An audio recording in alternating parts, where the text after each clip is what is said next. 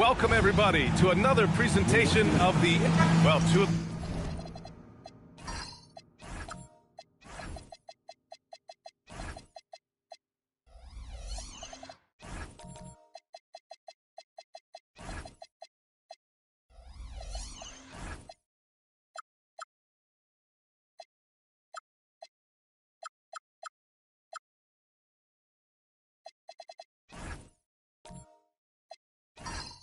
best guards in the league going at it today, Grant. Is there a bit of bragging rights on the line? You know, maybe not for the players themselves, BA, but the fans will absolutely use this game as evidence when they argue why their guy is the best. Here are the starters for Charlotte. We've got Derek White. He's out there with Stephen Curry, and it's Jokic in at the 5 spot. And so Jokic will bring it up for the Hornets. Curry finds White.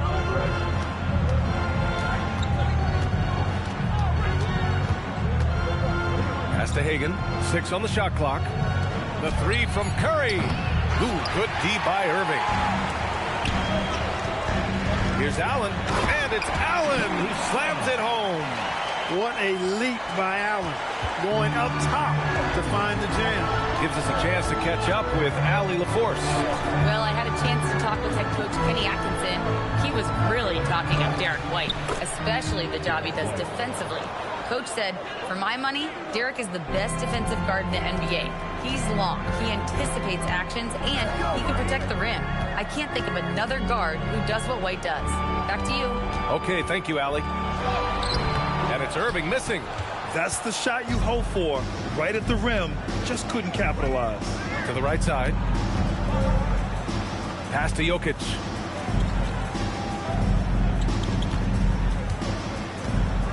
With the 10-footer. The Cavaliers pull it in. I think he'd love to have that one back. Got the ball right where he wanted to and couldn't convert. And one unfortunate distinction for the Hornets. Clark, the only NBA team to never win their division. And to add to that, the second lowest number of playoff appearances after the Pelicans. And, you know, BA, with no immediate postseason prospects, Charlotte fans have to understand this is going to be a process that takes some time. Just 1 for 5. Not the start they were looking for.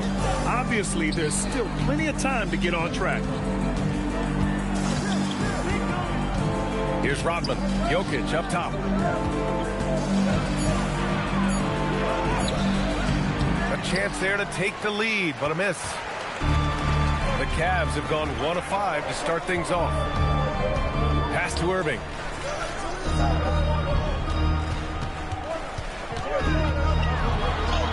Buries it down low. Those huge hands combined with that elite athleticism, Irving does the most damage inside the painted area because of it. Now here's Curry. Not a good performance from him in that loss to Indiana. Here's Jokic. Blocked!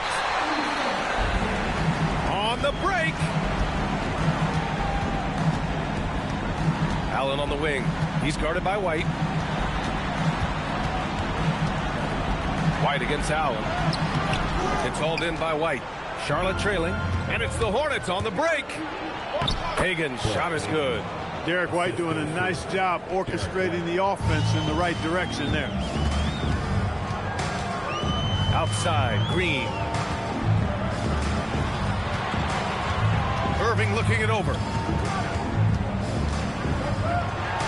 It's good. Off the glass. Starting to find his rhythm. He's cooking, and he knows it. And you know what? They're going to keep using him. I mean, he'll be the centerpiece of their offense today. You can bank on that. And here's Curry for 3. Second chance shot. Rodman, the pass to Hagan. Can't connect from 13 feet out. Couldn't quite line that one up. Just got to shake it off and move on to the next one. To the middle. And he throws it down. What a terrific lead pass. A monster finish with authority. And he hangs on the rim for a little extra spice. Well, I guess there's nothing wrong with a little bit of showboating here and there. And so now a timeout called by Kenny Atkinson. He'll take the opportunity to regroup.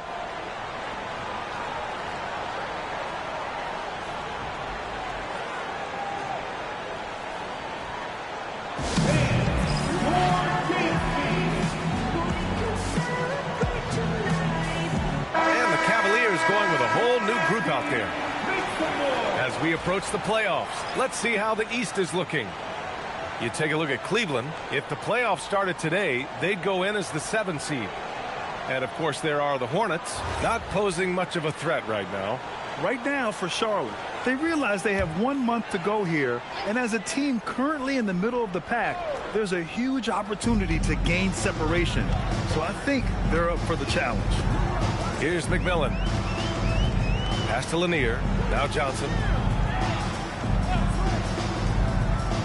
Mitchell with the ball. Takes a 3.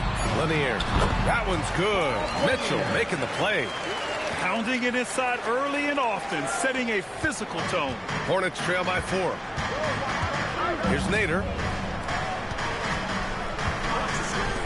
Here's Granger. Right now averaging 5.5 a game. Some nice passing by Charlotte here. On target from range. Got to be careful with Christie at the arc. He's got solid accuracy on his shot from there. Here's McMillan. Outside Johnson. And there's the foul. It'll go on Kyrie Irving. That's his first foul of the game.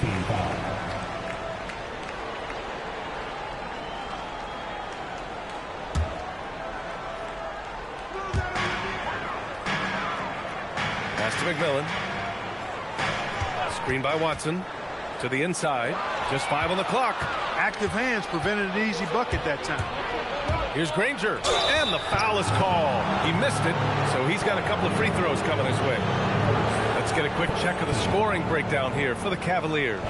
Well, I've liked their assertiveness inside. They've been getting that way and playing that way the whole time, setting the tone right away that the inside area is their territory. And from the jump, they've also clearly been focused on running effective plays here tonight. And there's been a lot of high-quality distribution from them on the floor. And it's tied up with that one. Clark, heading into the postseason, some teams have bet it all on star power, while others have bet on chemistry. Hey, I think continuity and chemistry are really the most important components to winning the championship because every team in the league has talent.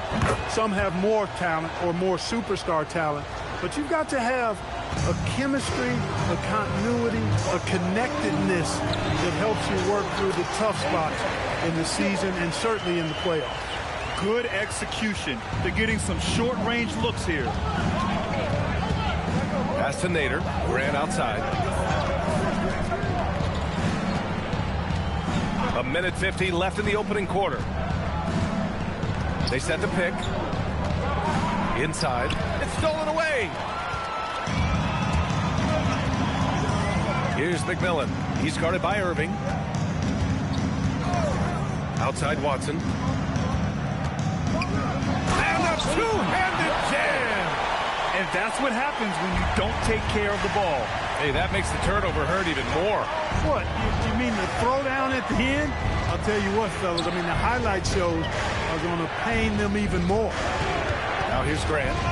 Hasn't gotten one to fall yet. With the fadeaway. And McMillan pulls it down. Cleveland leading by 3. Pass to Mitchell. Over Christie. Offensive board. Outside Watson. They shoot again. And Lanier gets it to go. Lanier's got his second bucket on the night. These defenders really need to man up, particularly in the lane. To the paint. Here's Grant. Basket is good. Nice setup from Irving. Operating the pick and roll like a surgeon. What a sequence by Kyrie. Mitchell, the pass to Lanier. Here's McMillan. Fires for 3. First shot won't go. There's 18 seconds left to play in the first. Christie passes to Irving.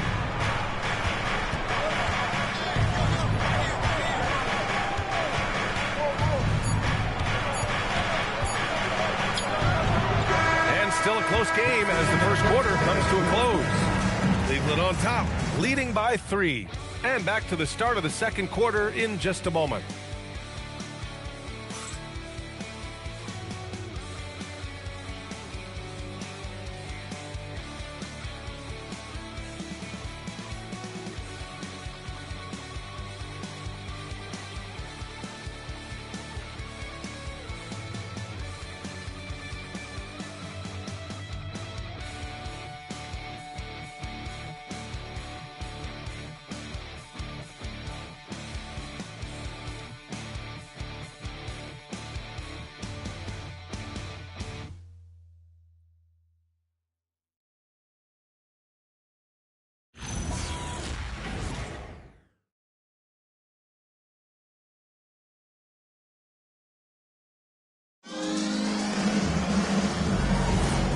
it's been a pretty even game here after one quarter of play. All right, what do you guys think about Cleveland here in this one? You can really see the strategy coming in. Get the ball into the painted area. Yeah, and it's worked. They've got a clear edge and points in the paint. Now we'll see if they go with a more balanced attack or just keep on pounding it inside. Johnson is out there with Draymond Green. Then there's Mitchell, and it's Eaton in at the 5. So that's who's on the floor for the Cavs. Hornets trail by 3. The 3 from Curry. Charlotte again missing. He didn't make them pay for that weak defense, but they just can't rely on him to miss those kind of shots. Down low. And it's Mitchell, that time on the assist by Johnson. They just look so overwhelmed inside. You know, that's why they continue to get attacked. Yeah, I think they've got to ramp up the aggressiveness. If they don't, things are just going to get worse from here. Now here's Irving. No points so far. From down in the low post, it goes. Hey, the skills of Kyrie are obvious, but what isn't so obvious is underestimated strength.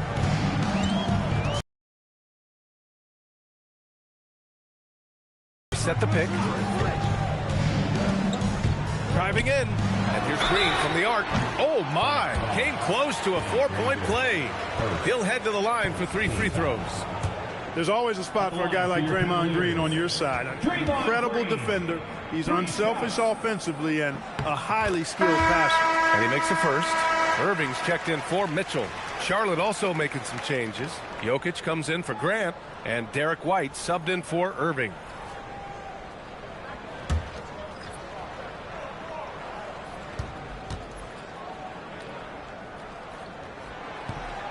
He hits the second from the line.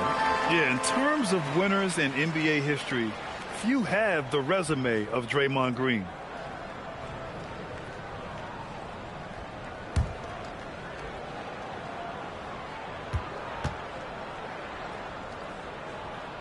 And he nails the third. And here in the second with about a minute and a half gone by. And so Curry will bring it up for Charlotte. 6-point game. And this matchup with the Cavaliers, it's their first meeting of the season. And Charles Lee wants a timeout. He's going to take a moment to give him a breather and talk things over. And a lot of spot-up shooters now adding a one-dribble pull-up 3 to the repertoire. Yeah, when you have defenders selling out to contest that catch and shoot, you got to reload, relocate, and let it fly. It's a valuable counter for those long-distance specialists. Let's look at the leaderboard and see which teams are making the most of their trips to the line in the second half of the season. Charlotte, 4th. Ever since the break, they've been shooting with great confidence from the line, and their numbers reflect that.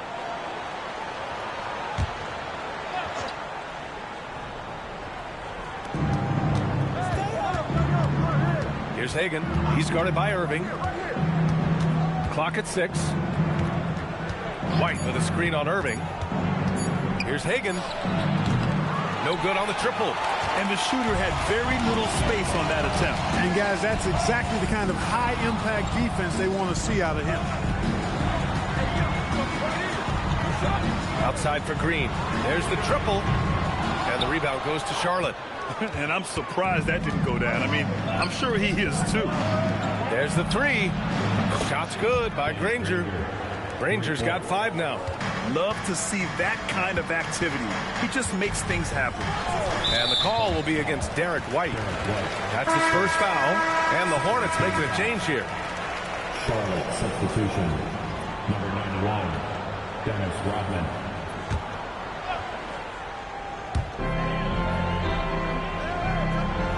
Green finds Richardson. Green with a screen on White. And here's Johnson. Just 4 to shoot. And he buries his first look. Excellent effort that time from Johnson to get that shot up and down through contact. Jokic with a screen on Richardson. Inside. Oh, he's a load inside. Jokic finishing strong.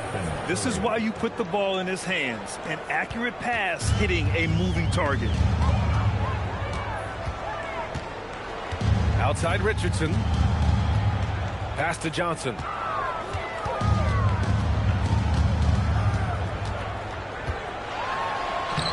And that one makes him 2 for 2. He's in his rhythm. Credit their discipline. They've been working for high percentage shots. And it goes out of bounds. That one off green. And they're one of the better rebounding teams in the league. Top 10 in the NBA on the boards. Their bigs have used their length to seal the glass. And the work they put in at the free throw line has been extremely valuable, especially at the end of games. And almost 4 minutes gone in the second quarter of play. White, the pass to Curry. Cleveland foul. Michael Richardson. First. Second team foul.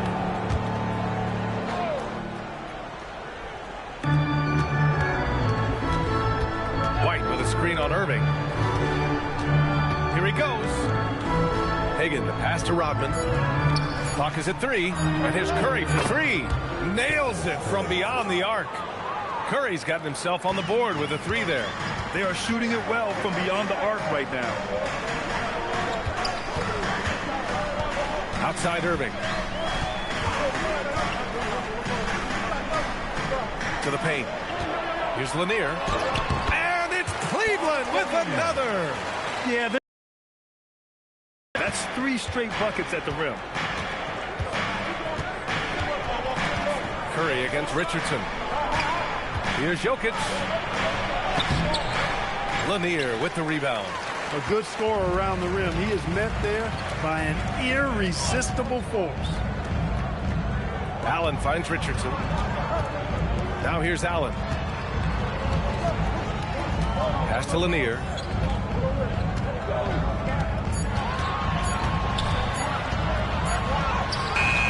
It's rebounded by Charlotte. White on the wing. Allen defending.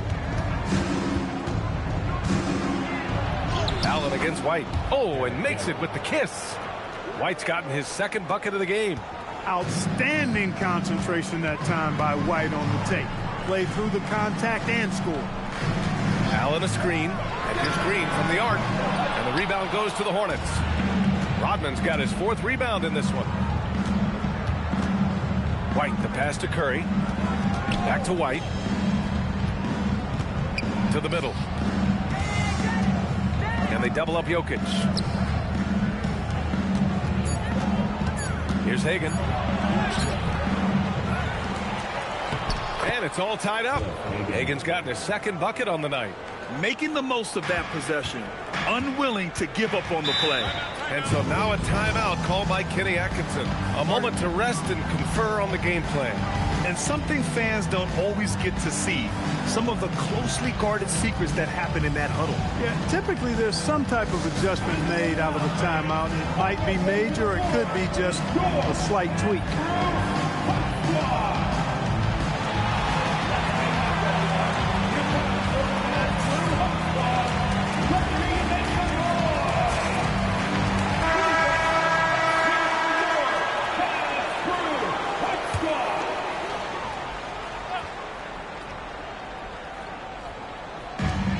Cleveland has possession. Christie with a steal. On the break. Over Mitchell. The putback. The shot no good. And so it's Irving with it. He brings it up for the Cleveland Cavaliers. They come into this one following the loss to Atlanta. It was poor efficiency scoring the ball. They needed too many attempts to get their points. Yeah, and I think they just seem to be a page behind, a step slower out there all game. Here's Irving after the basket by Cleveland.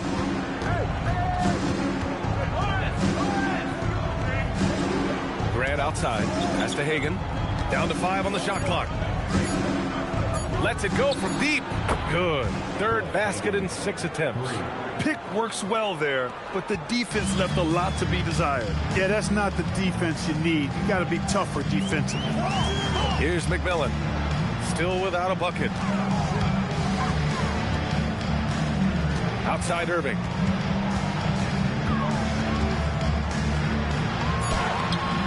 Here's Lanier. And he converts the layup. And the Cavaliers lead by 1. Yeah, Bob Lanier is so active on the glass. Got to love that. I mean, he's got a long body, knows how to use it well to get those second chance opportunities. Here's Hagan. He has 7. Over Irving. Hagan can't get it to go. Cleveland has gone 0 for 2 from outside in the second quarter. Outside Irving.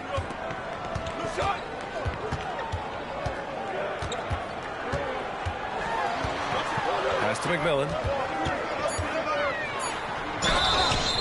Oh, and he got fouled on his way up. He'll head to the line to shoot 2. He's got his first free throws of the night right here. Guys, I like that this is a part of his game that has really been consistent this year. Take a break. Take a break. 2 shots.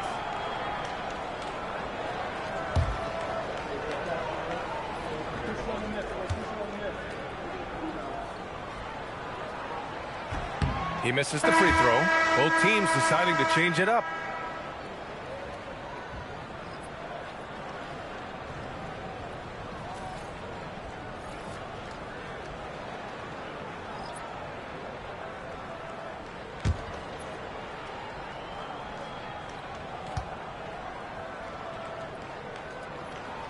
And the second free throw is good.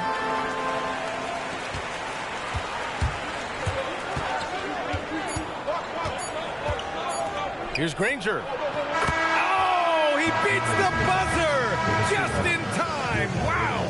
Big time bucket, I'll tell you. Great clock management there. An ideal way to end the quarter with momentum on your side. And a pretty tightly contested game here as we end the first half. It's the Hornets. They lead by 1. Well, now we have some time to check in with Allie LaForce. Allie.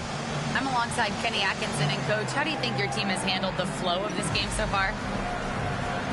Well, I think we held the fort. You know, you knew they were going to come. You know, they were going to hit us with a haymaker. Proud of the way our guys responded. You know, we missed some easy shots, some open shots. Got to do a better job in transition, then handle their physicality going to the board. You'll be better in the second half. I know it. Thanks, Coach. Thank you, Allie. Good stuff. We will be right back after this break for the beginning of the third quarter.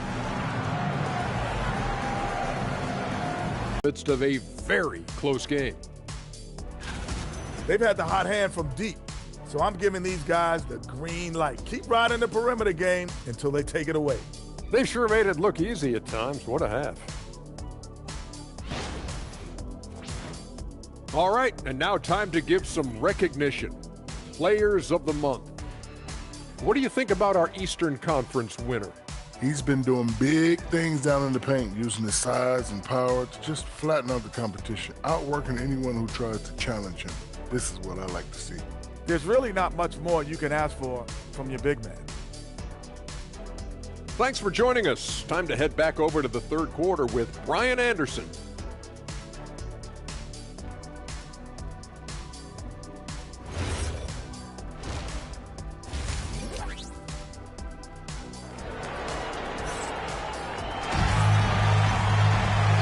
In that first half, we saw a pretty tight battle. We'll soon find out what sort of adjustments were discussed during halftime. Charlotte has gotten 5 of their 9 attempts from deep to go.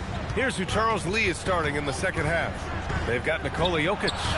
Stephen Curry is out there with Derek White. And it's Hagan in at the small forward position. Now here's Allen. Got it. Richardson's got his first bucket in this one. More points coming from inside. In that respect, they've been the more aggressive team. You're exactly right. It's been all good at one end, and let's be diplomatic and just say not so good at the other end. Here's Rodman. From deep, Jokic. Charlotte, no good that time either. Coming out stone cold here. Sometimes the break will do that to you. Clark, last year, Jokic had arguably one of the greatest offensive seasons in NBA history. Absolutely amazing, B.A. I mean, he averaged a 30-point touchdown, triple-double, shooting over 57% from the field and 41 from 3. This guy is building one of the greatest legacies we've ever seen in the league. Outside White. Here's Hagan. He's guarded by Irving. The 3 from Curry. That won't go either for Curry.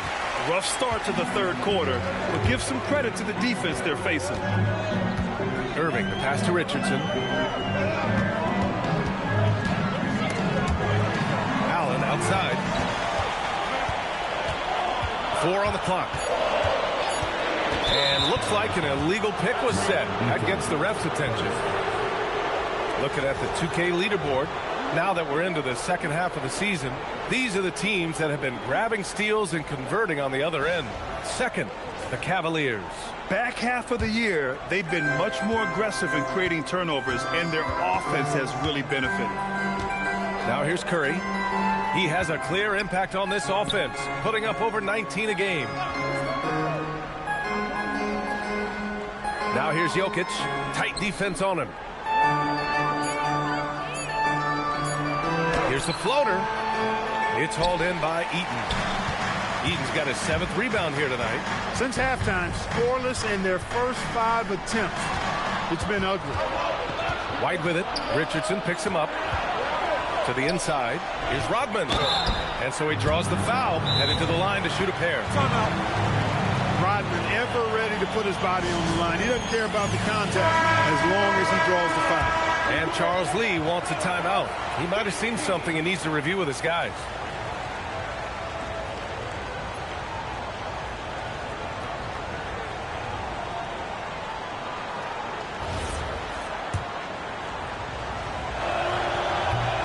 He's off on the first.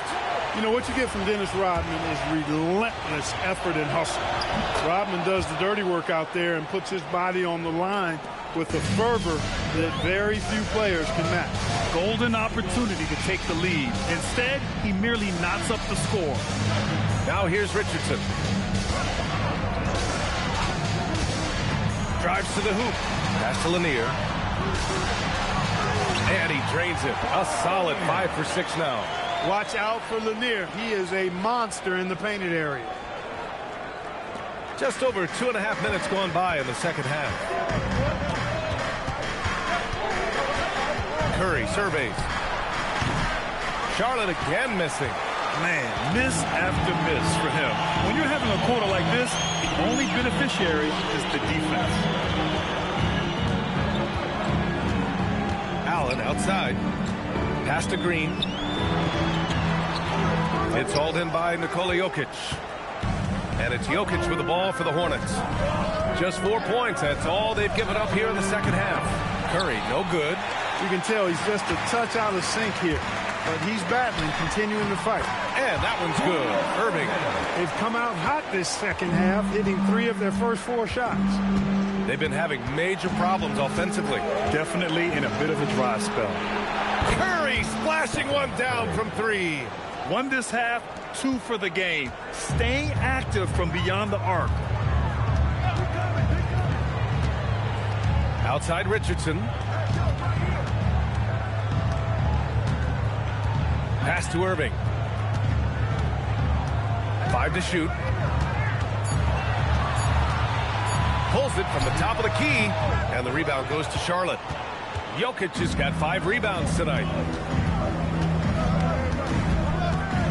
Curry against Richardson. Curry's shot is off. The Cavs have gone 3 of 5 from the field in this third quarter. Irving, the pass to Green. Green gets up and powers it down. Green showing you some real attitude on that throwdown. And Charles Lee wants a timeout. He's going to take a minute to regroup with his players.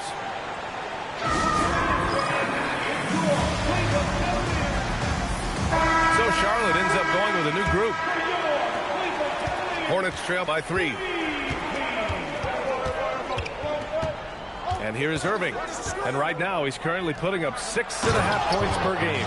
Hey, just putting in the work, doing the job. Grant does this every night. Rarely takes a game off in terms of his effort and tenacity.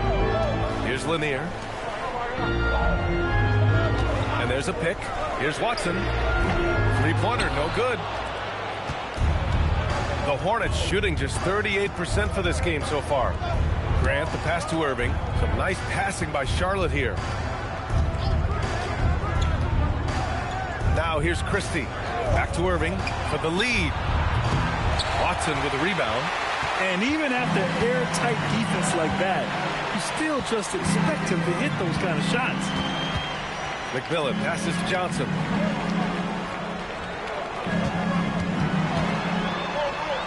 Played it in with a nice touch off the window. Johnson's got 6. That's not the kind of streak you want to be part of defensively. Tighten it up, fellas. On the wing, Irving. That's tipped. Now Johnson inside. Mitchell deciding where to go with it. Back to Johnson. 6 to shoot. Over Christie. The shot by Johnson, no good. Hornets trail by 3.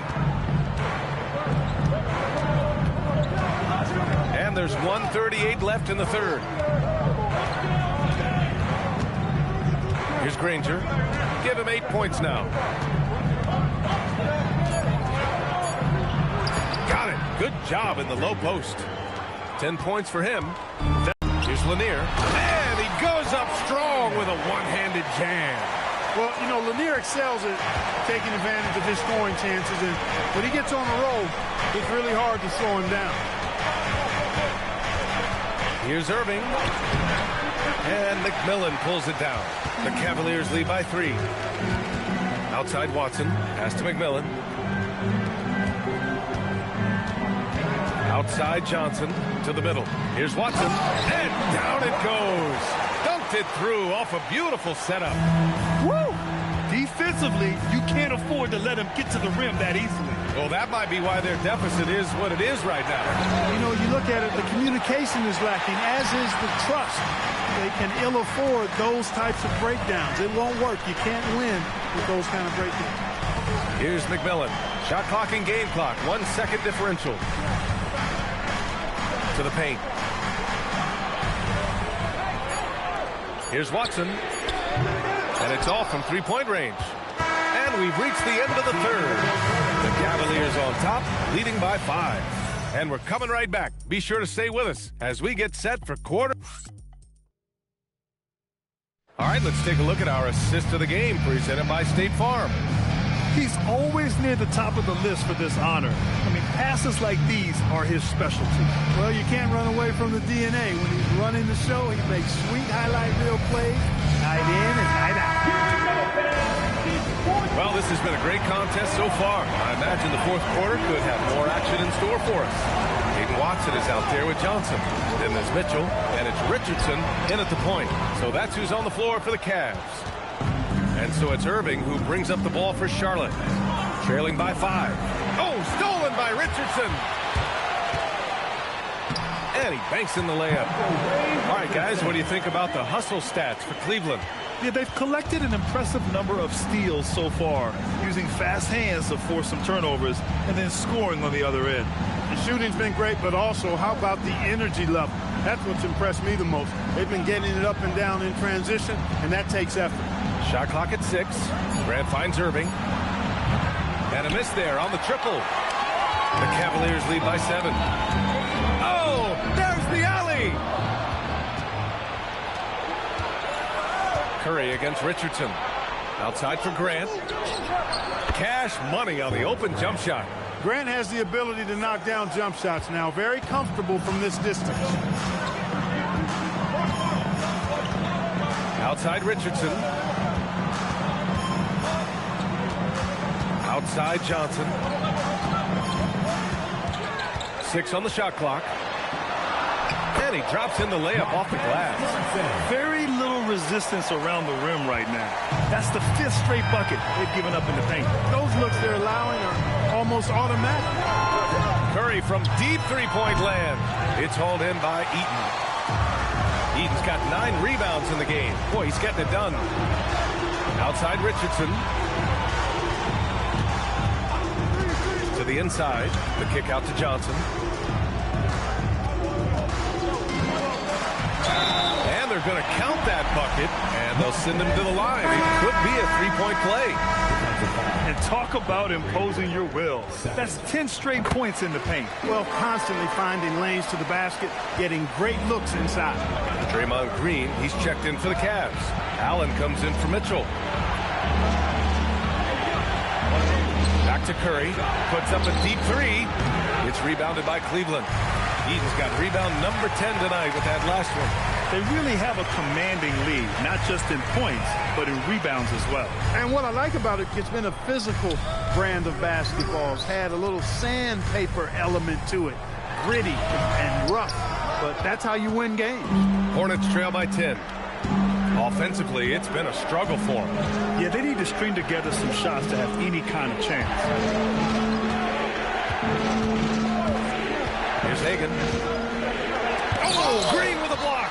It's simply fantastic defense by Green. His energy on this end is invaluable. Richardson, no good. Charlotte's gone 0 for 3 here in the fourth. Hagan, the pass to Curry.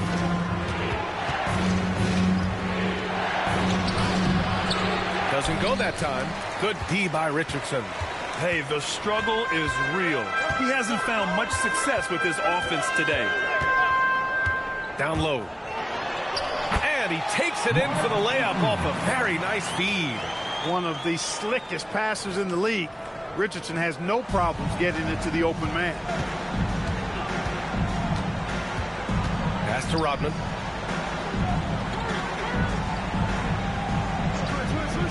Back to Curry.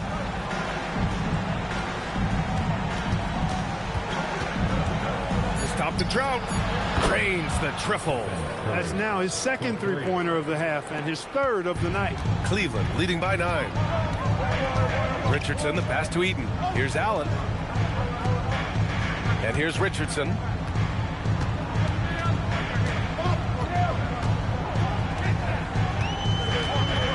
Outside, Green. Cleveland working the ball around now. Richardson, no good. Hornets trail by 9. Pass to White. Inside, White gets it to go. Boy, not surprised to see great passes from Jokic. I mean, that's one of his best attributes. In fact, you expect that kind of greatness from the multi-time MVP. And Kenny Atkinson has called a timeout. He wants their game plan to be crystal clear at this point. Let's check in with our reporter, Allie LaForce. Well, over the break, I did listen in on Kenny Atkinson's huddle.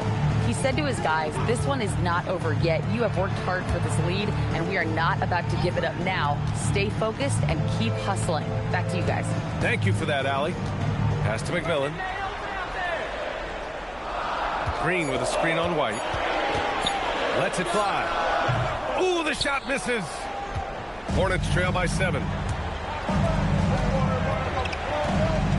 Jokic with it. Here's Rodman.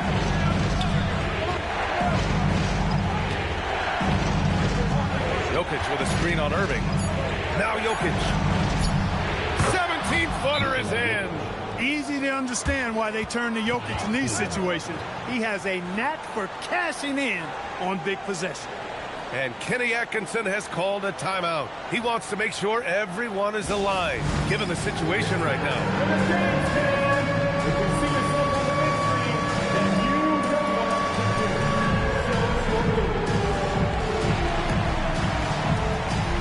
Irving's checked in for Charlotte. The Cavaliers lead by 5. Here's McMillan. Irving outside.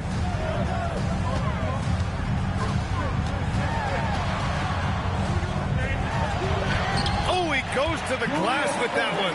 When you get looks from there, you're doing a lot right. And it's Charles Lee calling timeout here. He's looking to make some very important adjustments here.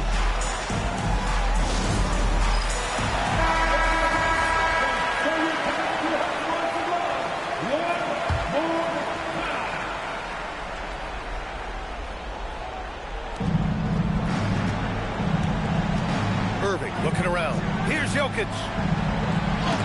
Shot blocked. Now Allen. Banks it home. Big shot. Well orchestrated. And then the pass is right on the money. And Irving has got the ball here for Charlotte. 9-point game. Now Jokic. It's deflected. Right side Green. Oh, look at Draymond. Flex flexing with that finish. And Green loves flexing on the defense. Welcomes the contact and overpowers it. Here's Jokic. Ooh, anticipated the pass. It's a turnover. Irving outside. Can't get it to go. Hornets trail by 11. 1:16 left in the final quarter. White outside. Jokic the screen from deep. Oh, he cannot hit. Fantastic ball movement for them tonight. Things are definitely working offensively. A balanced attack is just so much harder to defend. And the clock will wind down on this one. Just a solid effort and a good win for the Cavaliers. All their efforts on the boards ended up paying off. And just two tough rebounding teams, but they gave the extra effort and were rewarded for it. And this will give them their 7th win of the year. Well, Grant, this game looks just about over. B.A., all they really need to do is just work that clock, don't turn it over, and this game is a wrap. And the foul on the shot. So he'll take 2 from the free throw line. When Eaton is aggressively looking to score, he's hard to challenge without fouling.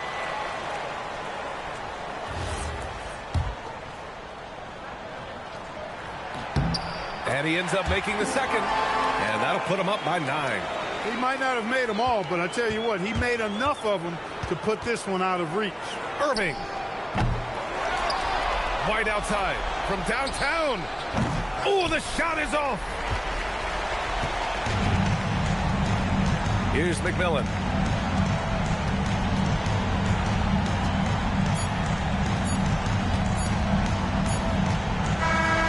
And so it's Cleveland winning this one. A competitive game. You have to feel like this crowd gave him a little extra edge. Yeah, they really fed off the energy. You saw their activity level go up. Just a tremendous performance. And that about wraps it up. For Clark Kellogg, Allie LaForce, and Grant Hill, this is Brian Anderson. And time now to present our player of the game.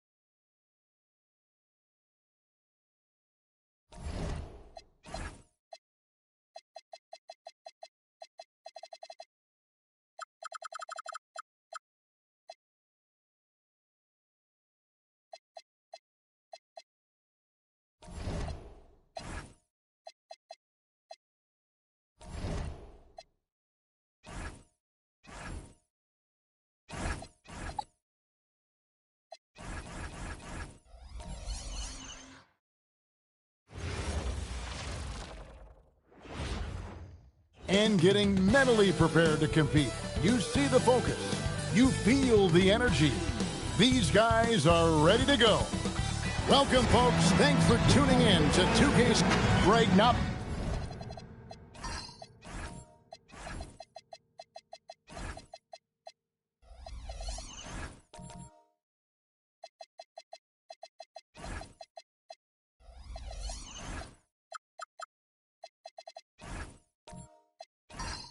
Many games remain in the season, and the posturing beginning for these teams as they jostle for postseason positioning. Yeah, this is the time to give full effort and to really communicate. When the pressure rises, teams can either gel together or fall apart.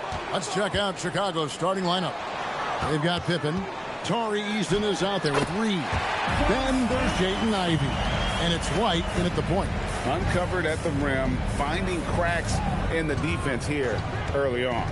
Well, with that kind of success, I imagine they'll continue to be aggressive inside. Now here's White in the corner. Reed with it. And it's out of bounds. Last touch by White.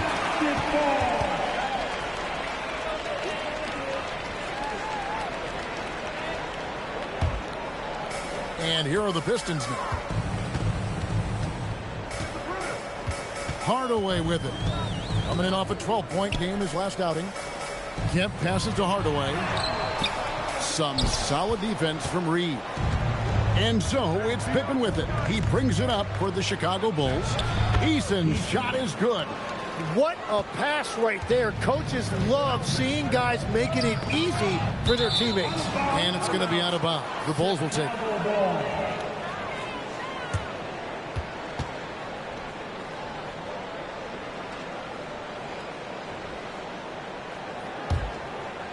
And now just over a minute played here in the first.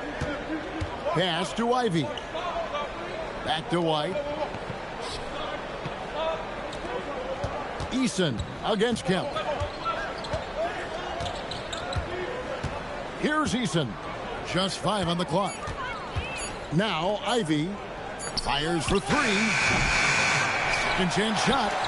And Jordan sends it back. And really, that's the brilliance of Jordan, just denying those shots there with tremendous power. Here's Ivey. And even after 2 offensive rebounds, they just can't get the lid off.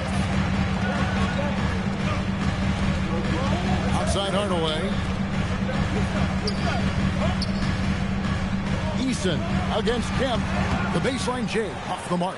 Very dangerous to leave a guy like that open. Lucky break there for the D. And Greg, the Bulls have said they're leaning towards building with depth, saying that star teams are more vulnerable to injury. Well, they don't yet have a bona fide big-time star on this roster, so if you ask me, that might be a case of sour grapes.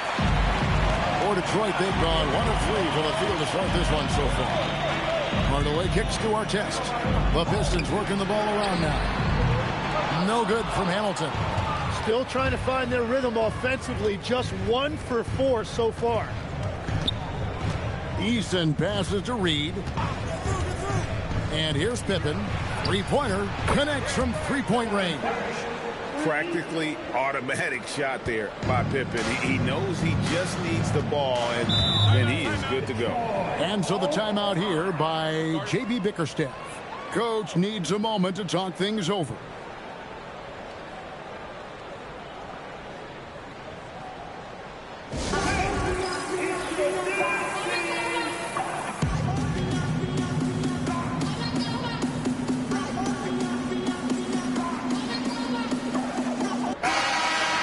The story of rebounding. Now a look at the league's best players on the boards. 5th, DeAndre Jordan. And you can't win games without rebounding the basketball. That's what has made him such an important part of what they do.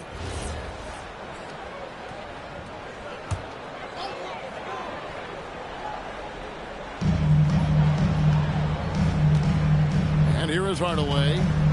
He's averaging just around 8.5 points a game. Clock at 6. To stop the drought. Detroit, no good that time either. That's 20% now from the field. What a cold start. Pass to Eason. White looking around. Here's Reed. It's rebounded by Jordan. Artest kicks to Hardaway. Outside Artest. Kempa screen on White. Always going up for the alley-oop here. And slam dunk by Kemp. Oh, beautiful setup there. One thing you can say about Kemp, no pass is too high for him to go get. Pass to Eason. Now here's Pippen. And the three off target. Hamilton dishes to Hardaway. And DeAndre Jordan throws it down. And that's a big reason why Jordan's field goal percentage is always so high, because most of his finishes come right at the rim.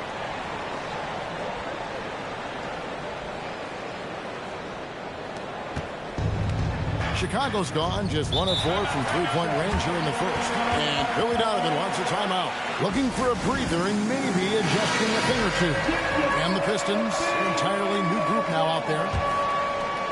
Substitution on the court.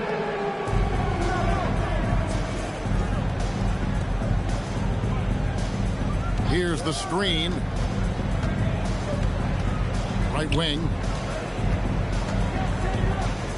Shot clock at 5. Sigma the pass to Thomas.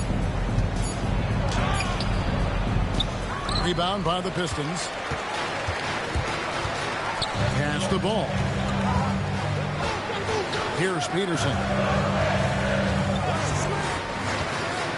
Pass to Gordon. And then Gordon with the dunk. Out of nowhere, Gordon just soaring in there, and that athleticism carries him straight to the hoop. Thomas against Ball.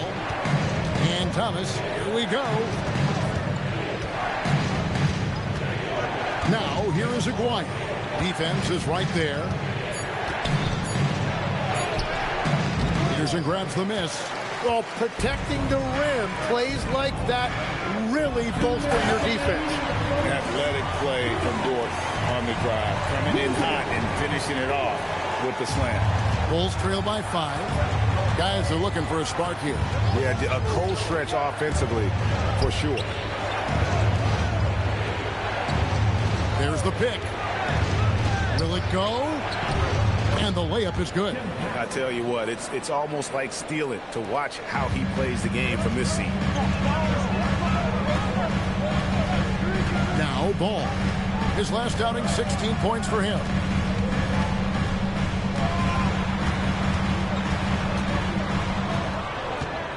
Pass to Dort. Now here's Ball. And off there. He misses his first shot of the night. Paxson outside. Aguirre kicks to Thomas.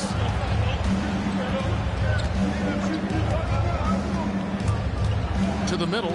Now Lucas over Gordon. The jump shot from the baseline is right on target. And it's now only a 1-point Detroit lead.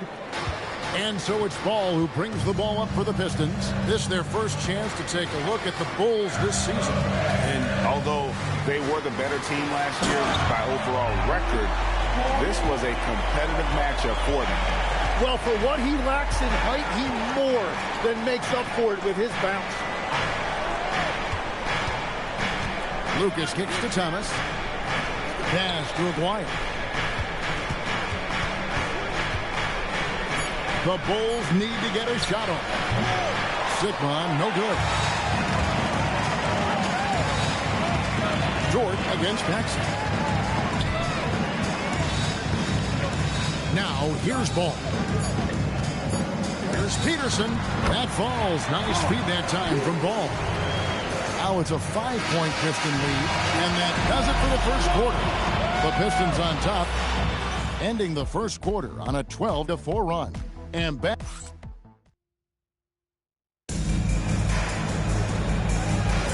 And if you're just joining us, we've played through one quarter in this one.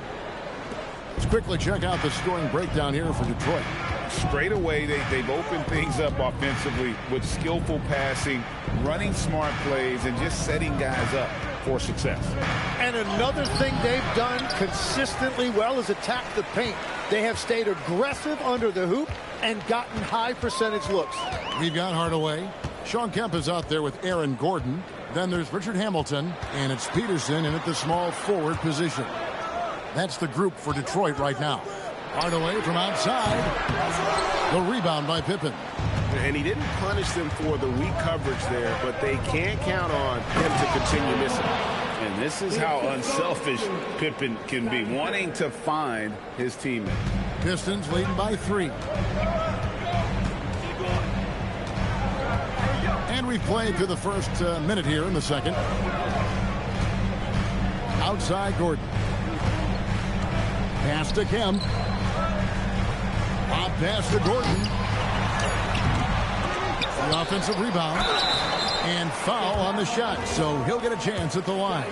And this is a guy, Sean Kemp, all the talent in the world, could be a perennial double-double machine, just a matter of staying focused. Tari Eason's checked in for Lucas.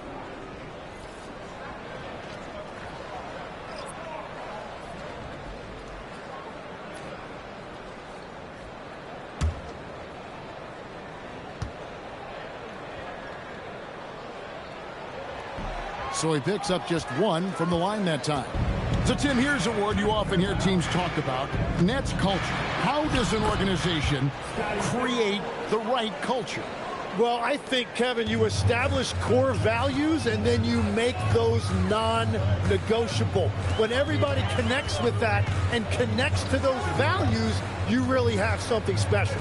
Holding on to the rope and pulling in the same direction. That's what it's all about. That's tipped. They recover it. Here's our test. And again, it's the Pistons missing. So for the Pistons, their last game a loss to the Celtics in Boston. And the basket is good, and he's got a chance here for 1 more at the line. Yeah, that's the 3rd bucket in a row from the paint. This defense needs to clog those lanes in the middle. So nice to see Jaden Ivey back in action, Tim, after suffering that broken fibula last season. Yeah, Kevin, he was just hitting his stride when he had a very difficult injury. In particular, he was upping his shooting percentage from the field. Now he's looking to continue that momentum. And the free throw is good, now leading by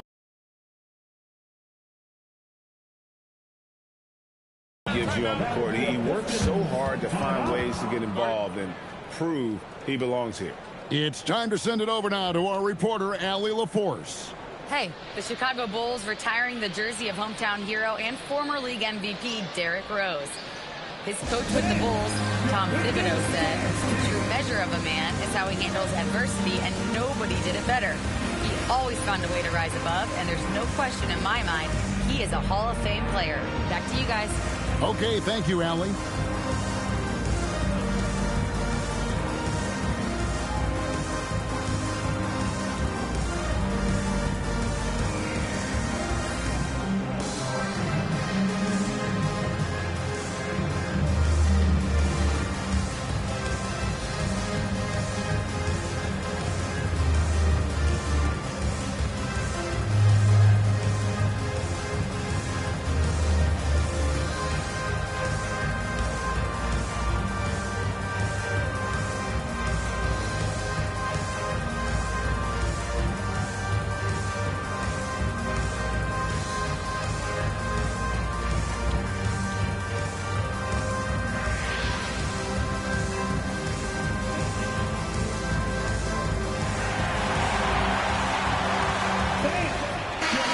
Checking out some numbers for Hardaway, how the second half of the season has shaped up for him. He's right around 9 points a night, 4 assists, and 2 rebounds. And he does a great job of just attacking the glass, really determined to track it down. Well, he understands his role. He's one of their enforcers, but he also helps them win the battle of possessions. Pass to our test. Nice ball movement by Detroit. Takes it from 10. The shot is good off the backboard. Jordan's got his second basket. a comfort zone of Jordan's. The closer he is to the rim, the more efficient he becomes. Ivy nailed from three-point land.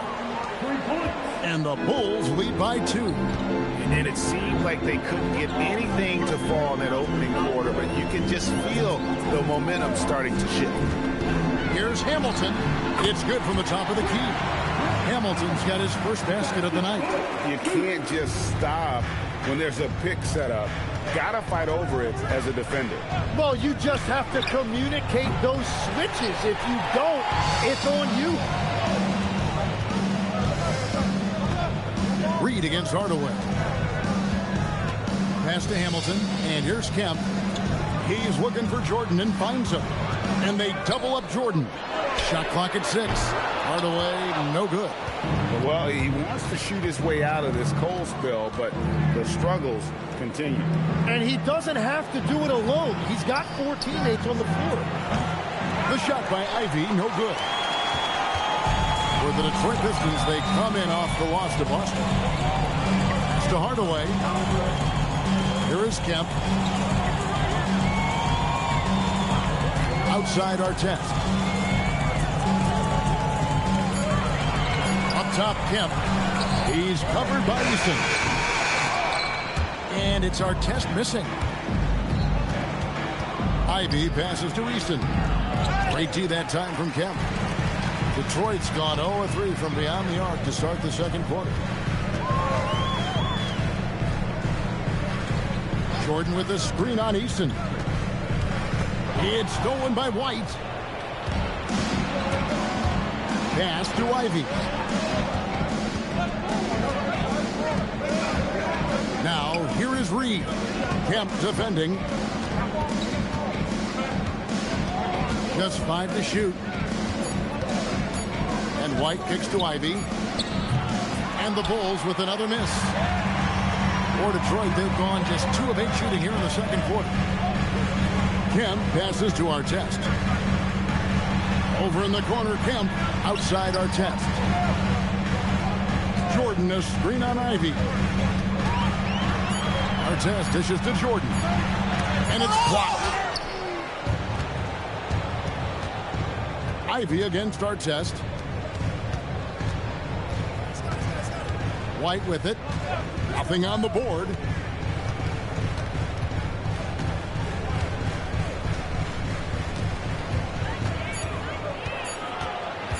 Can they get it? Kemp with the rebound. Kemp's got 6 rebounds in the game. Here's Hardaway. And that won't go, missing the go-ahead bucket. Nothing going his way this quarter offensively. Time to recalibrate. Pippen with the bucket. Well, he's starting to get into a rhythm now after a rough first quarter. And so the timeout here by J.B. Bickerstaff. Coach is going to take a few minutes to regroup and go over the strategy. Get up, get up, get up and start making some noise. Here they come, your Piston dancing.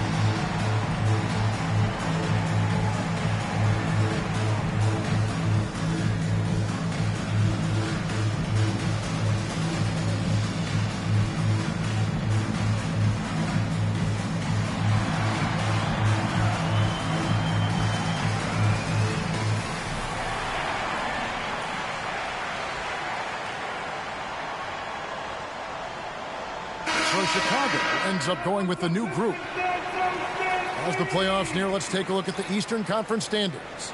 You look at Chicago. Right now, they're on the outside looking in at the playoff seeds.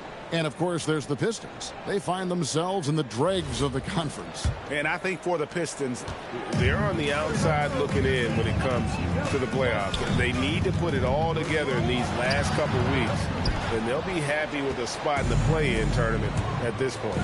Greg, you talk about some players passing the eye test. LaMelo is one of those guys. I mean, everything he does looks so easy with how he moves. And the numbers back up what the eye sees. He raises the level of his team whenever he's on the court. Tim, at one point, your dream was to play professional baseball. Why did you switch? Kevin, it really came down to this. Hit a growth spurt when I was 14 years old, and I decided to go try this basketball thing that first year in high school. As it turns out, what I fell in love with, I didn't need anybody else to get better. I had an insatiable work ethic. It lent itself to hours and hours on the basketball court by myself. That is such an interesting perspective.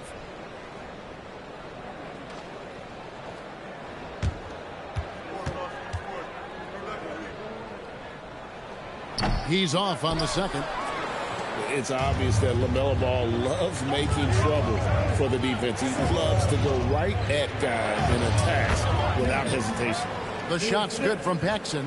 The ball movement on this run has been fantastic and is a big part of why they've been able to get these good looks. Dort a screen on Thomas. Dort trying to free himself up.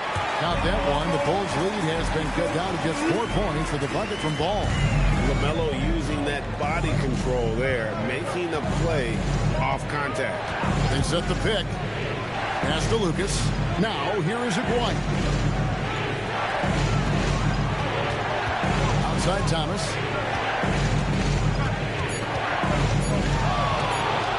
And then Thomas with the dunk.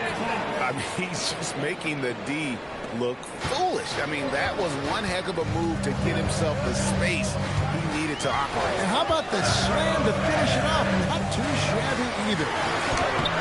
Shot by Oden is no good. Chicago leading by 6. Aguirre passes to Thomas. Outside Aguirre. Rebound, Detroit. They couldn't put the pieces together, losing that last matchup with Boston. And the fact they still had a chance to win that game, I find to be somewhat amazing because it was clearly an off night for most of their guys. And yet they ended up right there. They could have stolen that win. It's definitely a missed opportunity they'd like to get back. The clock runs out, and we're heading to halftime. Bulls lead by 6. Now we have a moment to go courtside. Allie LaForce has got something for us. Thanks a lot. Coach Billy Donovan here with us. And Billy, what have you thought about the defense in the first half? Did a pretty good job. You know, fouled a little bit too much, but overall it was a good job. But we got to do a better job offensively ourselves. Thanks, Coach. Thanks, Allie. Much appreciated. Halftime now, and we'll be back to get the third quarter underway in just a moment.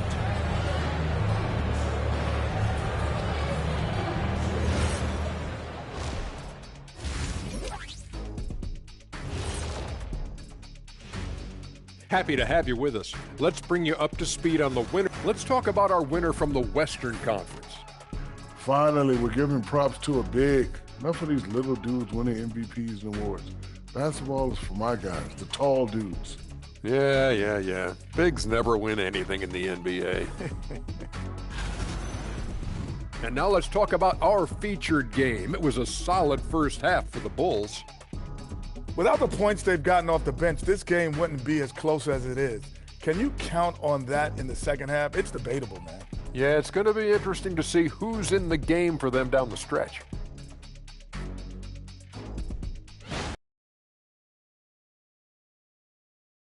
Time wrap. Let's get back to the second half with the call by Kevin Harlan and the crew.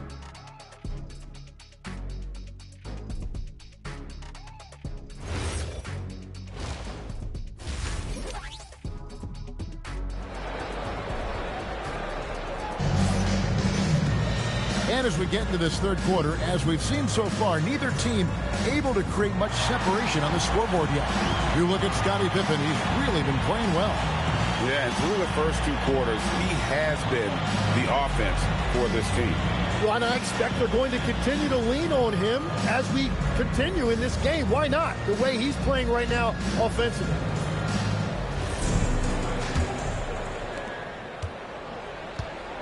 And on the floor for Billy Donovan as we get into the second half. White is out there with Jaden Ivey. Then there's Pippen.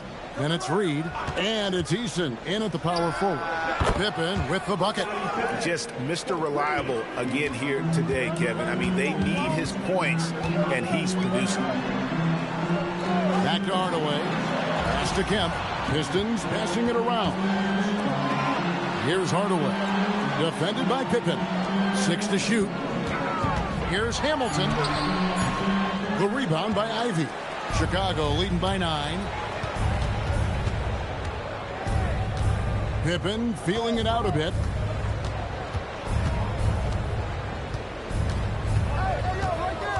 Inside, Reed.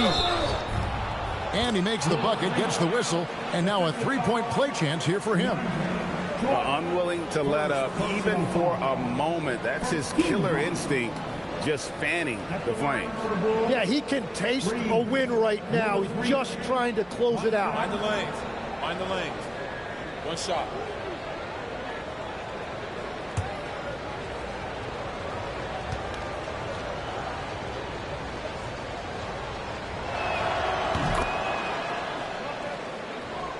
Second half rolling along now. About a minute played here.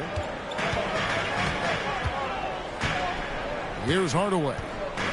Still scoreless. It's stolen by White. And here's the break. On up the court. And the dunk by Reed. And I think that play sort of sums up what we've seen tonight. Just simply being outplayed both sides of the ball. Smart basketball defensively, turning into easy points. Hardaway with the bounce pass. Hamilton. Good, and the assist goes to Hardaway. Hamilton's got 5. And far from just a scorer, Hardaway is also adept at finding his teammate. White the pass to Easton. And here's Pippen, covered by Artest.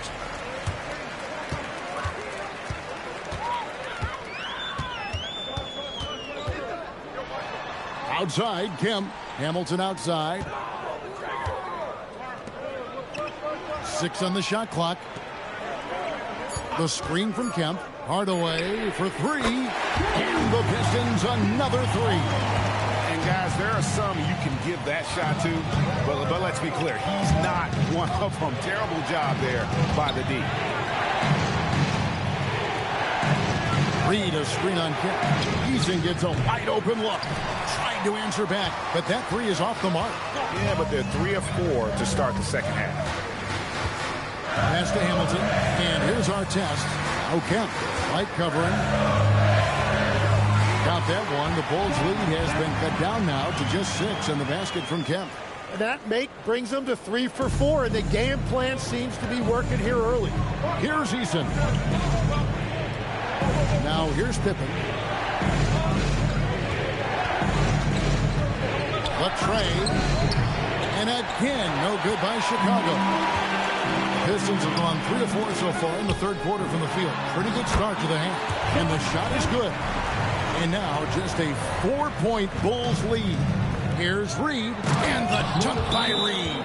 And dropping the sledgehammer there. He curbs a 10-0 run by the Pistons. And so the timeout here by J.B. Bickerstaff. This now will give him a chance to discuss some potential changes. For the Pistons, Aaron Gordon, he's checking in for DeAndre Jordan. And it's Dort in for Ron Artest. The adjustments they've made offensively, they're putting guys in a position now to succeed. And at the right time, they could have let this game get away from them, but they never stopped believing. Outside Pippen. It's over Dort, and Scottie Pippen the bucket on the assist by White. And that's 13 points here for Scottie Pippen. Outside, Dort. Pass to Gordon. Back to Hardaway. Kemp finds Dort. Detroit needs to get off a shot. No good on the triple. The Bulls leading by 6.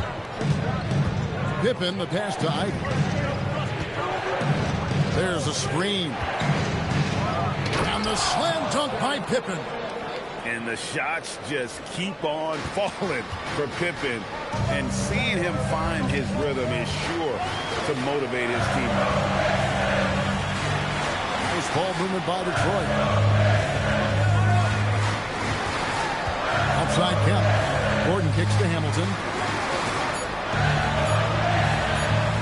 On the wing. Bank shot. No good. And another miss. Ooh, he's having a really ugly game. Yeah, it's about as ugly as you can have. You're right. It's Pippen on the wing. Covered by Hamilton.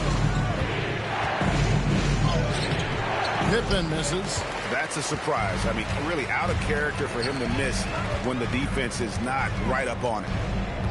In the corner, Hardaway with it. Oh, and that one had the right spin on it, and it is good. Hardaway has got 5 points so far.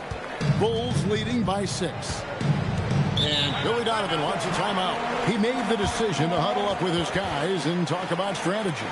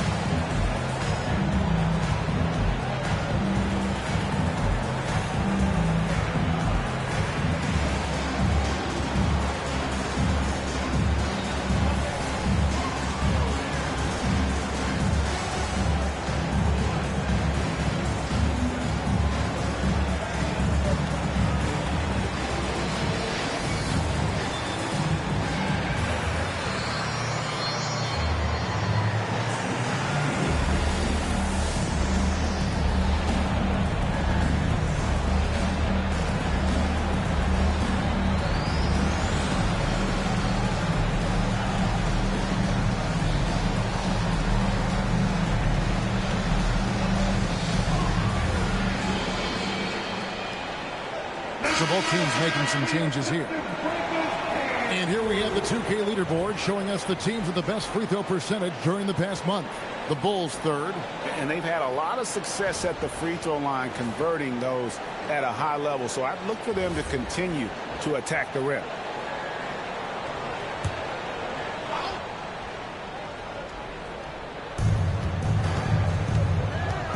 Pass to Thomas. Here's Aguirre. The lane. Aguirre's got his first 2 points. And when he gets in his head that he's going to get to the basket, very little you can do defensively. Now we'll hear from Allie LaForce, and she's got a story for us. An update. Allie? Hey, Kevin. LaMelo Ball is a playmaker, first and foremost. He said, I just start off the game trying to get my team involved, get the flow going. After the team's going, I try to get mine. If you get the team involved first, more pieces going, it just makes the game easier. Kevin, back to you. A great passer. Hey, Allie, thank you very much for the report. Pistons trail by 8.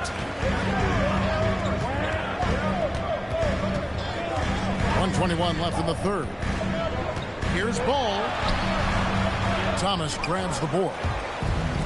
Bulls have gone 7 of 11, a lucky field goal percentage here in the third. And the basket is good. Paxson's got 8. That makes it 10 of their last 12 coming from inside the paint. Ball, the pass to Dort. Again, the miss by the Pistons. The Bulls leading by 10. Out left to the wing. Aguirre, good. Aguirre's got 4 points now in the quarter. And usually teams go on runs, and it comes from a lot of layups and dunks, but not now. Ball against Thomas. Outside, Dort. 6 to shoot. Pass to Peterson. Here's Oden. Lucas with the rebound. Lucas has got 4 rebounds now tonight. Thomas passes to Aguirre. And the dunk by Aguirre. Oh, taking it to the rack with power. Hammering down the two-hand slam. And so it's the Chicago Bulls sitting with a comfortable lead up by 14. They've got their field goal percentage to thank for that. They've been hot from all over the floor tonight. Back to the action in just a minute.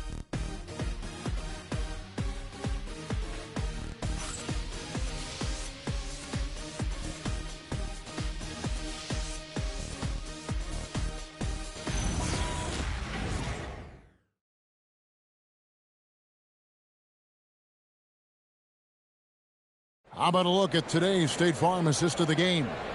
And the definition of teamwork right there, guys. I mean, what great communication between them, and what a beautiful feed.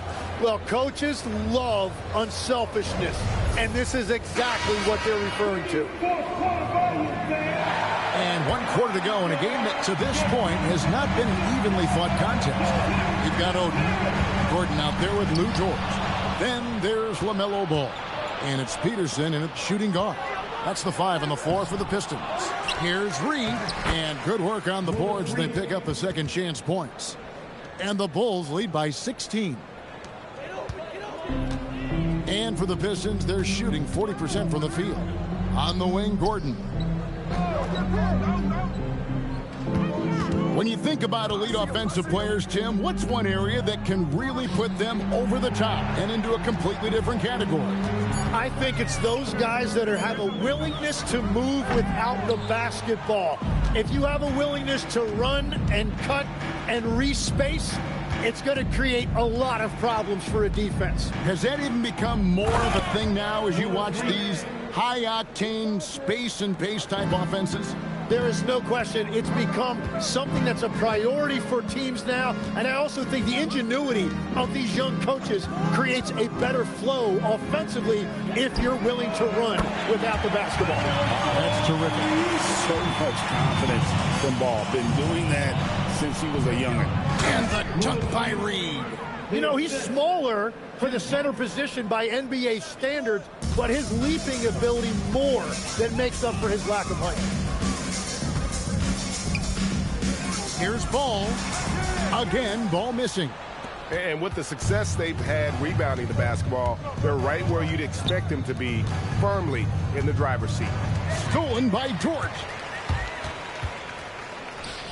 Here's Peterson. Off target from three-point range.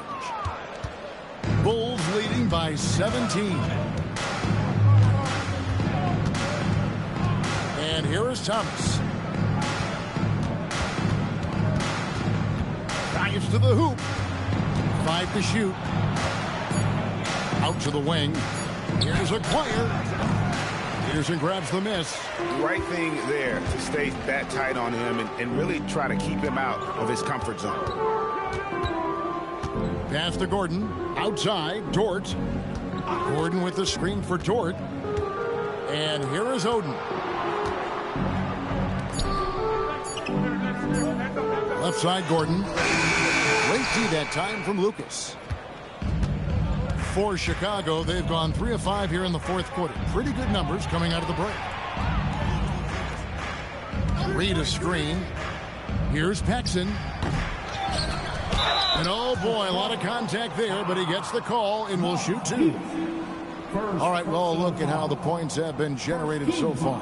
Scoring breakdown for Chicago. And they're playing beautiful basketball right now, racking up the assists by playing so unselfishly, just finding the open man.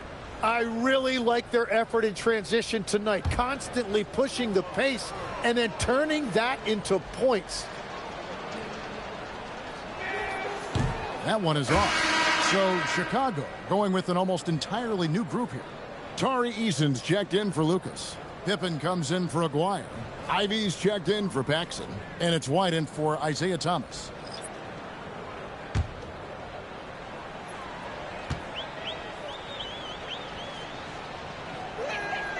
And he's good on the second.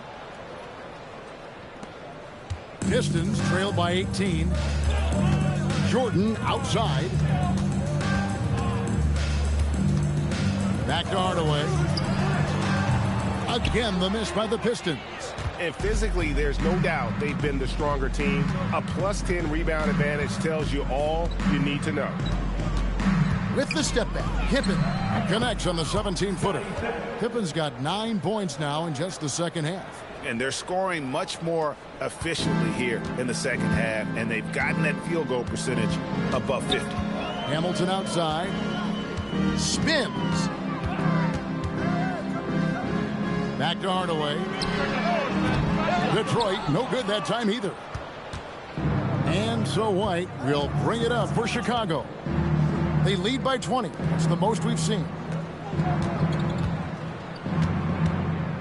We all hear about AI in the workplace, and I don't mean Allen Iverson, although we could put him in the workplace. Greg, now teams are using computers to break down the action. Yeah, able to use camera tracking to assess credit and blame, right? So maybe the little things in winning plays that went unnoticed, they won't be overlooked much anymore. It's Kemp on the wing. Clock at 4. Hardaway, that's a 2-pointer. That shot, no good. And here are the Bulls now. They're on an 11-3 run right now. Now White. Reed, a screen on Hardaway. A nice shot by Reed. Reed's got 11 here in this quarter alone. Yeah, they're going to have a nice little run here. Detroit's gotten just 1 of 4 3-pointers to go down for them here in the fourth. And J.B. Bickerstaff has called a timeout. There was no hesitating. He wants to talk to the team right now. Here we go.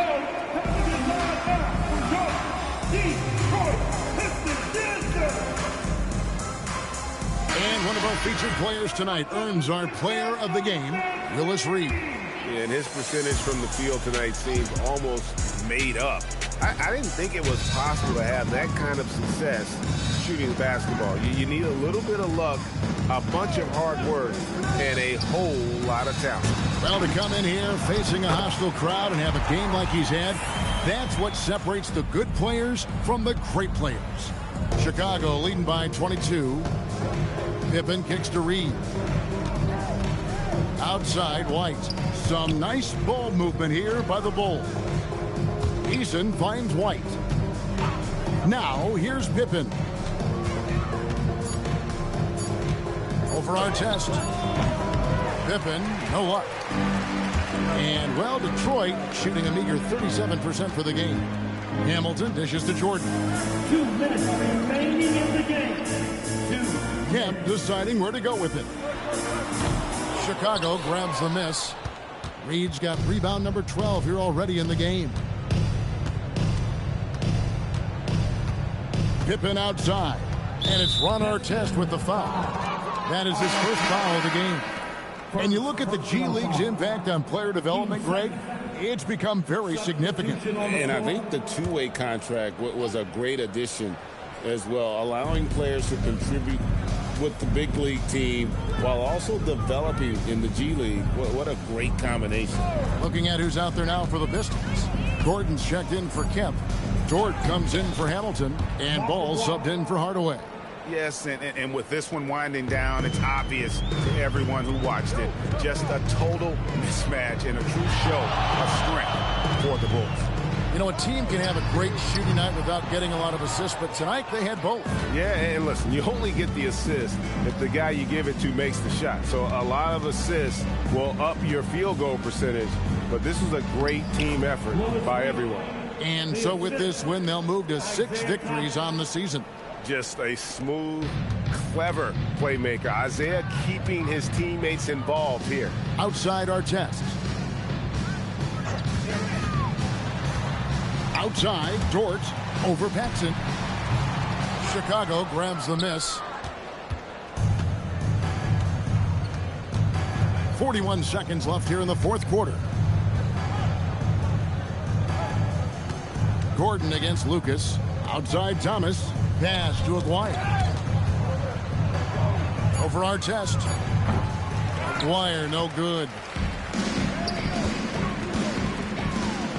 Artest on the wing. Aguirre covering. Outside Artest. Pass to Jordan. Misses from short range. And so Chicago takes this one, and by a big margin. To come into an opponent's building and dominate the way they did tonight says, I think, Greg, an awful lot about this team. I guess they don't need home field to feel at home. I mean, Kevin, just a masterful performance all the way around. And that about wraps it up. Along with Tim Legler, Greg Anthony, and Allie LaForce, this is Kevin Harlan saying thank you once again for being with us here tonight on 2K Sports. But as we go, let's take a look at our player of the game, Willis Reed.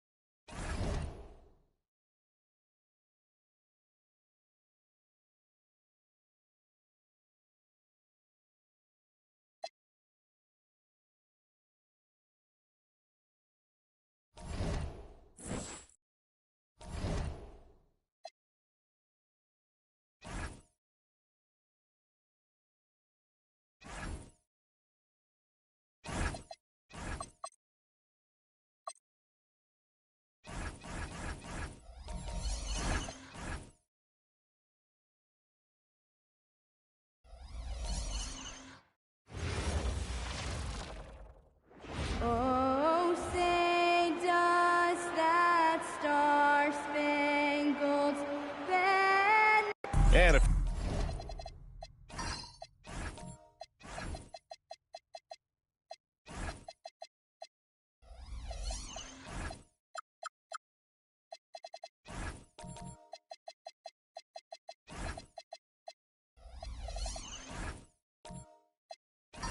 you're a fan of strong post play, you're in for a treat tonight. Boy, Pierre, you remember when the conversation was you don't need centers anymore? Guess what? We're back at it. Two of the best at the 5 spot in this one. And now the Atlanta Hawks starters. They've got Miller, Pascal Siakam out there with Lauri Markkanen. Then it's Luka Doncic, and it's Embiid in at the 5, roaming the paint. Now here's Banchero.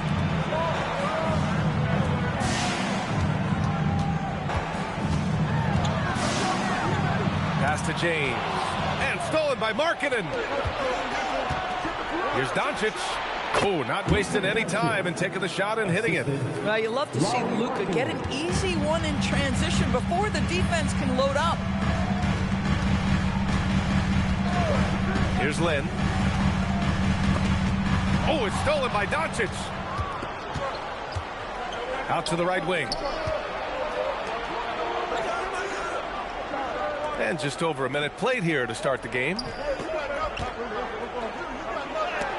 Blocked! Yeah, this is something we might see Banchero work on. Improving his ability to knock away shots. James, that's good. And setting the tempo with an assertive move. Like, where was the defense on that play? To me, that's a complete lack of communication on that side of the ball. These guys need to be talking to each other. Now here's Siakam. In his last outing, 8 points for him. Pass to Markkanen. 4-3. James with the rebound. Boy, they're slow to get it going here tonight. Just 1 for 4 to start. And for head coach Rick Carlisle, this is the 3rd stint with the Indiana Pacers. He begins as an assistant coach with them back in 1997, leaves the organization, but returns as the head coach in 2003, leaves after 2007, and then back in 2021, and now, of course, the winningest coach in franchise history. This is where Luka Doncic is so good at touching the paint, seeing the gaps, and kicking it out to that three-point shooter. Some nice passing by Indiana here. It's left a lot to be desired. It takes incredible effort to stay connected to the hip of the offensive player. You've got to want to work. Markkanen misses. And so James will bring it up for the Indiana Pacers. They trail by 1. And going against Atlanta, their first meeting on the year. Even though they had the better roster, they actually lost the season series to this team last year. Here's Lynn. Fires from deep. And LeBron James hits from deep. James has got his second basket on the night. You see there's a hesitation to close out too hard on LeBron. They don't want to see him get downhill. But that three-point shot. Tactful defense right there. Finding a steal and instantly turning it into offense. Pass to Embiid. Oh, the Hawks again cannot hit it. And even with the miss, that's a high percentage shot for him. Here's James. Jones with a screen on Doncic. Back to Banchero from outside the arc. Rebound Atlanta. Now Miller. To the middle. Here's Siakam. And then Siakam with the jam. Well, there's a quickness to Siakam in pick and roll action. This guy's so fast and hard to contend with as the roll man. And Carroll passes to James. Oh, it's blocked. It deflects off the backboard. Miller outside. Pass to Doncic. Soft touch off the glass. It's all knotted up. If you allow Luka to establish position because of his size, his strength, his footwork, turn the lights out. And timeout called by Rick Carlisle. Coach taking this moment to speak to his guys. Maybe alter some of the game plan.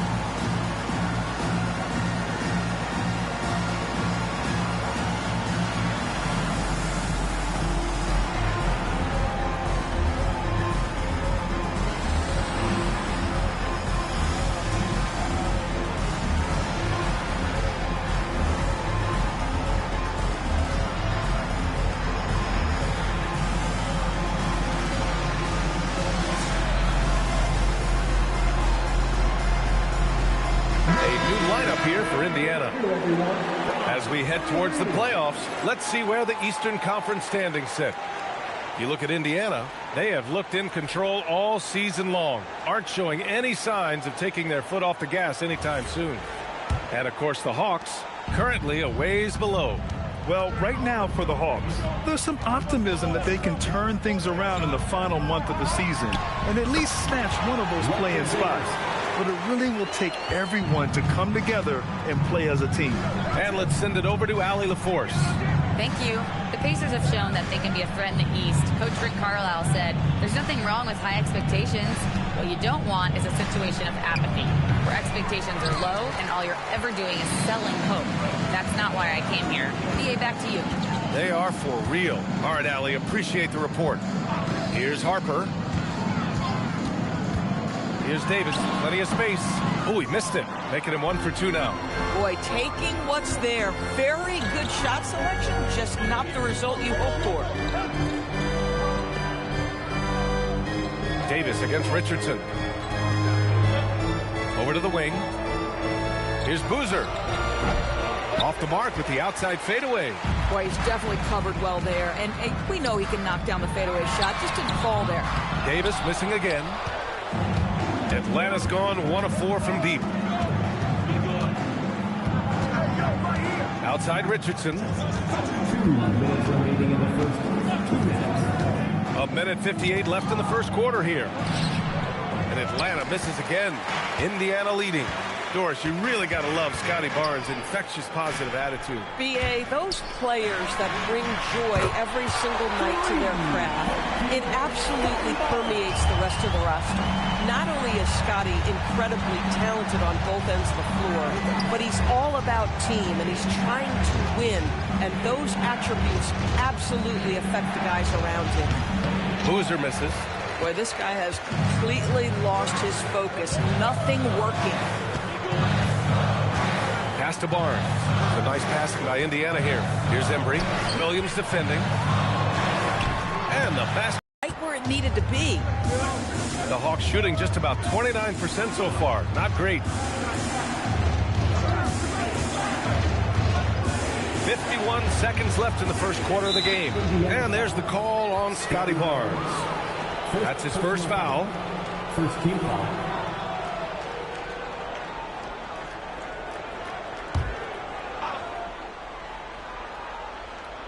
Indiana on D. Boozer passes to Richardson.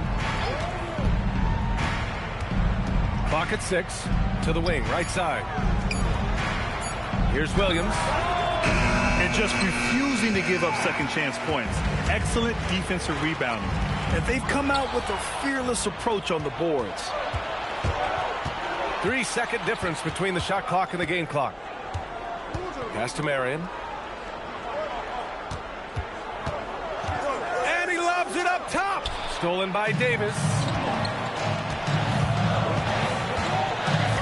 Keenan, pass to Barnes. Here's Harper. No good on the buzzer beater. And so it's the Indiana Pacers closing out the quarter with a 7-point lead. And their defense has stood out, wreaking havoc for the opposition. Time for a quick break, then back to the action.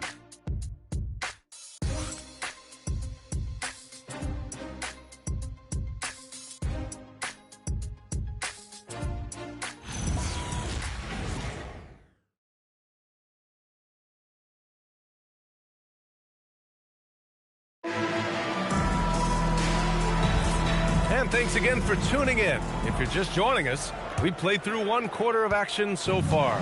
And guys, what's your take on Indiana so far? Give it up for their D. They're battling, communicating, and coming up with key stops. Yeah, I think they wanted to come out of the gate strong, and they have. They've taken the early lead here. All right, this is how the floor looks for the Hawks starting the second. They've got Luka Doncic. He's out there with Miller, and it's Marion in at the 4-man spot. Embiid, and Walton pulls it down. Pacers leading by 9. James deciding where to go with it. Outside Jones. Launches a 3. They get the rebound. And Walton gets it to go. And you like the balance here. Not just falling in love with the 3 ball. Outside Richardson. Back to Doncic. Embiid, a screen on James. Pass to Embiid. Fires the 3. It's rebounded by Indiana. Coming off a win against the Hornets. You have to credit the game plan going in, especially at the offensive end, where they were just so relentless. And that's not an easy environment to play in. To score at the rate they did on the road says a lot about their intensity and focus. And Walton gets it to go. Boy, a very quiet start, but looks like he's starting to find a little something out there. Boy, they need something to go to regain some confidence. No question. Way too many empty possessions for them. Now here's Doncic. He had 16 in the win against Cleveland. Indiana with a rebound. James has got 5 rebounds in the game. And they're up considerably because of their efforts on the glass. Keenan, pass to James. Up and over Doncic. And that one goes. 4 for 7 for him so far. Boy, he's been so efficient in this one. That helps your team and so put it in the basket. Screen by Embiid.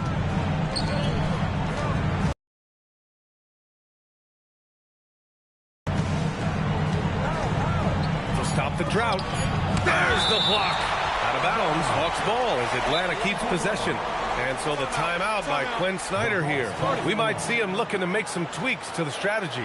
And Grant, when it comes to a franchise player, how much does it help to have a guy who unites the locker room? Well, you know, B.A., when you think of guys like LeBron James or a Stephen Curry or Tim Duncan, it's not just about their play on the court, but the type of person you see in the locker room.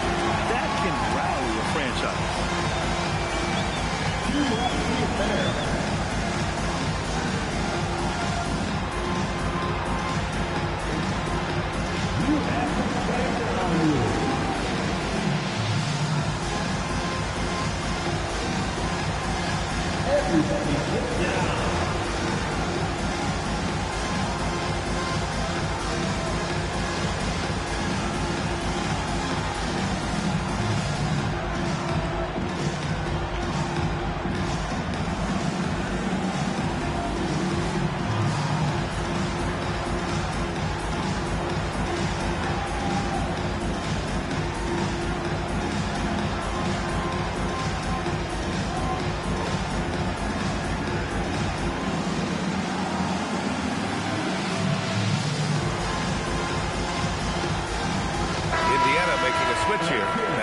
Checked in. And these are the best teams this season when it comes to converting points off turnovers. The Pacers fourth. They anticipate well defensively, force a lot of mistakes, and quickly turn defense into offense.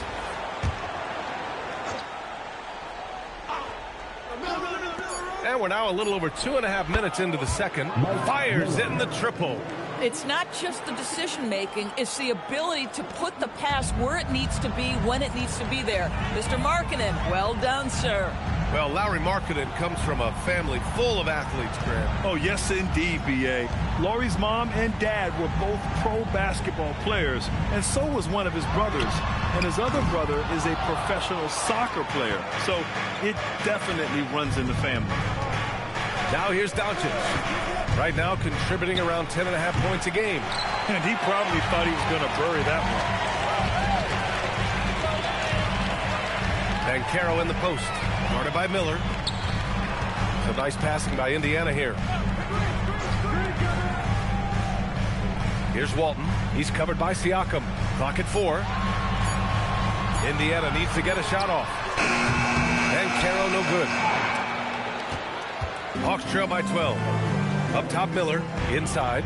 Siakam. It's good. And he drew contact on the shot, so he will go to the line. A three-point play opportunity. And early on, growing up in Cameroon, Pascal Siakam originally trained to be a priest. It's an incredible story, B.A., because his father sent him away to pursue that vocation, but in fact, Pascal was miserable. And it wasn't until he attended a basketball camp that he found love of the game, and the rest, as they say, is history. You know, Grant, for a guy who started playing basketball at age 17, Siakam has put together quite the resume. Yeah, B.A. Pascal is a champion. He's got multiple All-Star and All-NBA selections, and one of the great developmental stories when you think about his discovery through basketball without borders. He can play big and tough. I mean, Caro bangs his way in. Markkanen sets a screen. Williams passes to Richardson. Gets the three to fall. Richardson's got his first bucket of the game, and he's on the board for 3. They're making a few more threes this quarter, trying to cut into that deficit. Pulls it. And Caro no good. Hawks trail by 8. Siakam finds Williams. And here's Miller.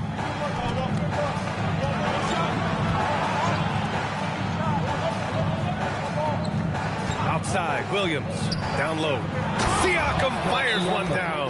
You have to love the aggression right there. He's got the vertical, might as well put it to good use. And timeout called by Rick Carlisle. He's going to talk it over with his guys.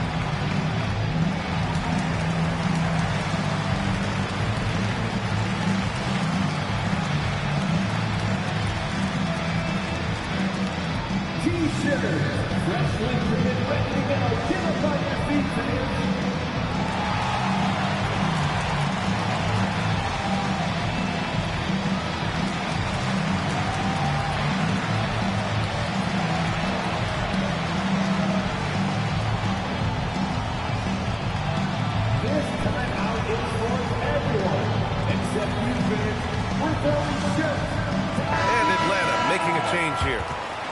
Substitution on the court.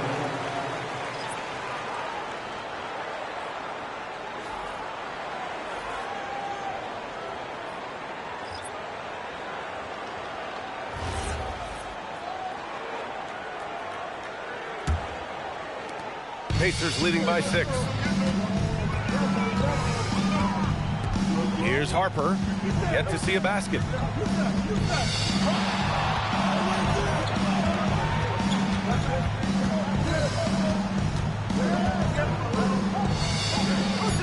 Pass to Embry. The rebound by Chandler. Yeah, we're not used to seeing him get bottled up like that. Wow. Now here's Williams. To the inside. Here's Boozer. And there's contact and a whistle. So he's got 2 shots coming up. This is his first trip to the free throw line tonight. At the line for the Hawks, Carlos Boozer. 2 shots.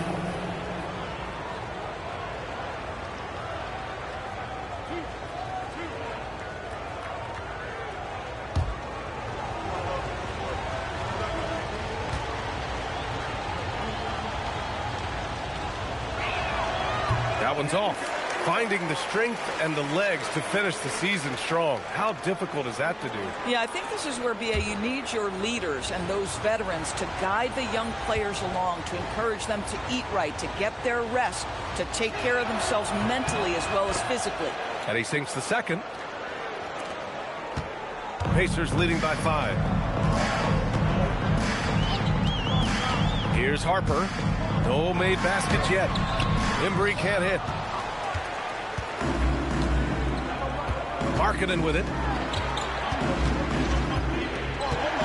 Outside, Williams. Back to Markkanen. Takes the 3. Embry grabs a miss. Indiana has gone 0 for 3 from deep to begin the second. Now here's Richardson. Pass to Chandler. Good ball movement here by Atlanta. Here's Boozer. Markkanen for 3. Oh, the soft touch from Markkanen, the 7-footer. And now we'll get a perspective here on how the hustle game has been going for Atlanta. Well, their hands resulting in plenty of steals in the early going, keeping the opposition there off balance.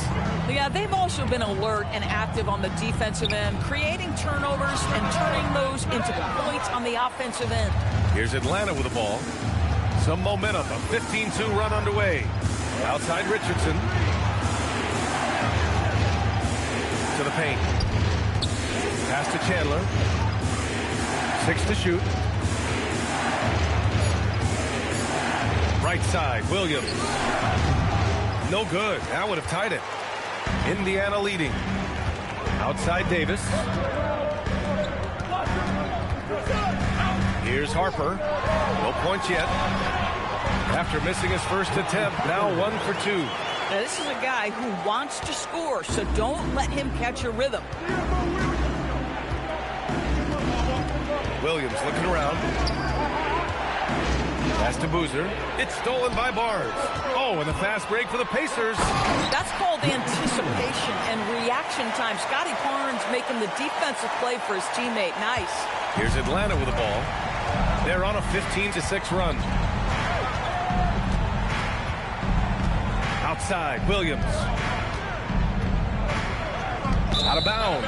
It'll go to the Pacers.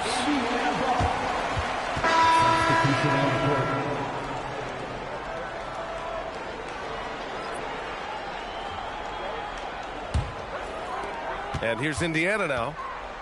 The biggest lead of the game, 15 points. With 1 on the clock. No good. Misses at the buzzer. And so it's the Indiana Pacers with a 6-point lead at the close of the quarter. And it's all due to their ability to own the paint. They've been dominant down low. All right, now let's check in with Allie LaForce. Allie, what do you have? I'm here with Coach Rick Carlisle. Coach, what's the message that you're going to deliver to the guys in the locker room? You know, we just got to maintain energy. We're playing against a team that's a really good team. We got to keep turnovers down. We got to rebound. Energy is something you can control. Thanks, Coach. All right, Allie, thanks for that. We will see everyone right back after this break, ready for the second half.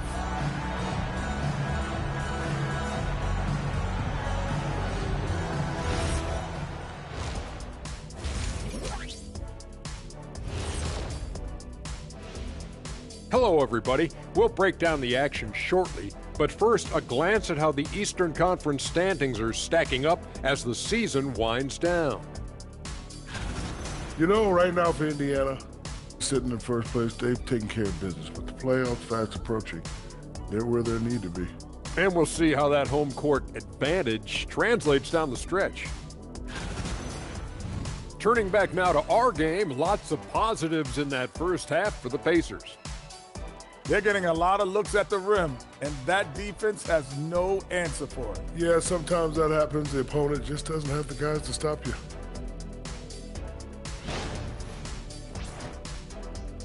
And that'll do it for us. Thanks for stopping by. We'll head back down to Brian Anderson and crew for the start of the third quarter.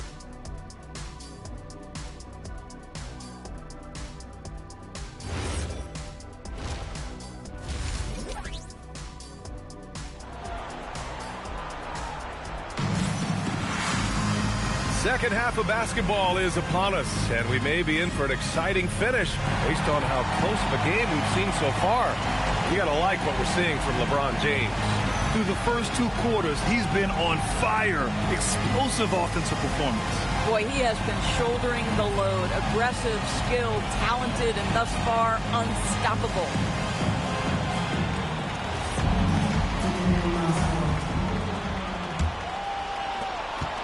Indiana leading by 6. Paolo Banchero is out there with James. And it's Walton in at the 5 down low. That's the 5 for the Pacers. Lynn passes to James. Just 5 to shoot. And it's James inside. Defensively, they've got to get more bodies in the paint. That's 3 straight field goals from below the free throw line. Pass to Markkanen. Doncic outside. Back to Markkanen. Puts up a 3. Indiana with a rebound. James has got his 6th rebound on the night. They are just owning the boards right now. Lots of stretch bigs in the league, Doris.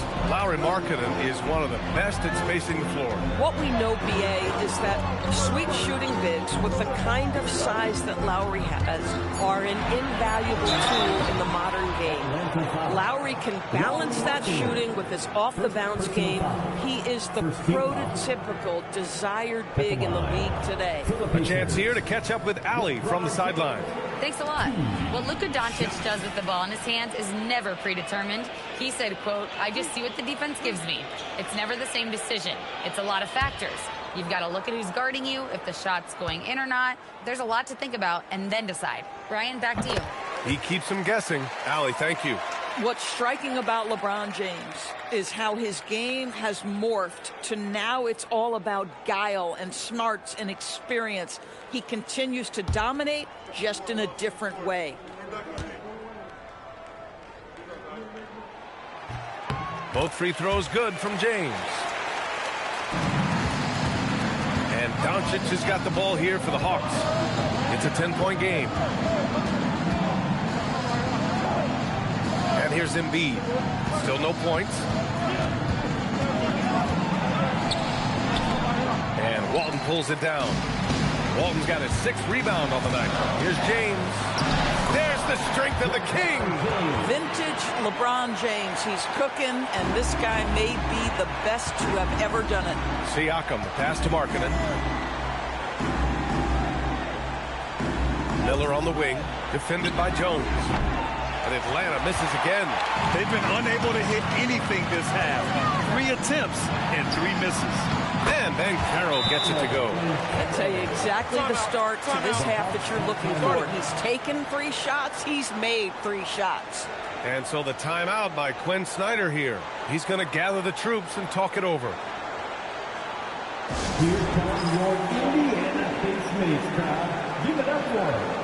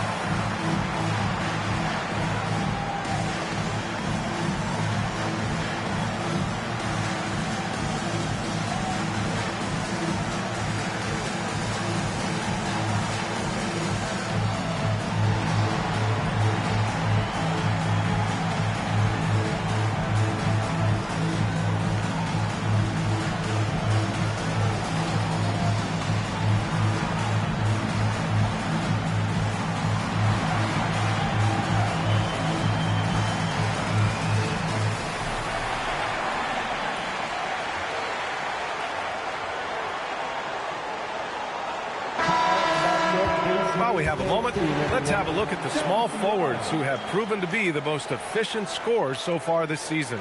LeBron James is second.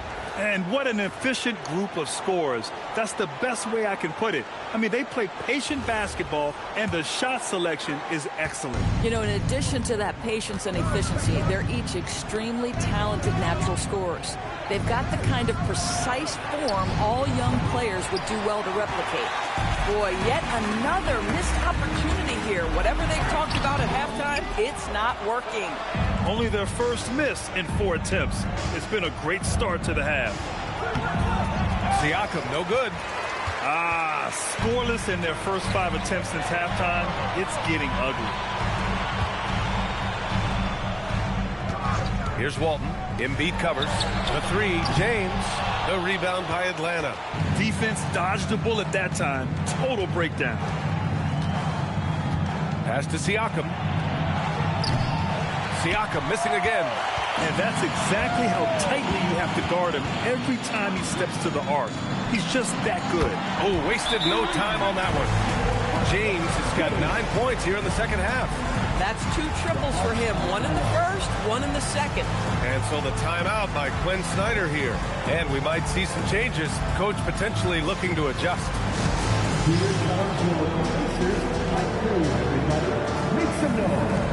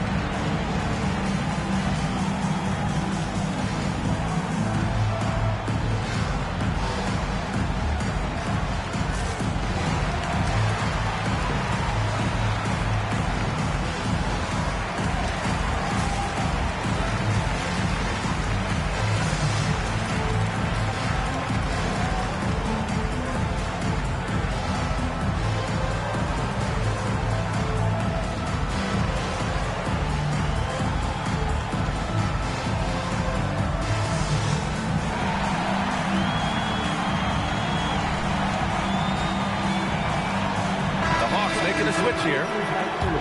Everyone, make some noise.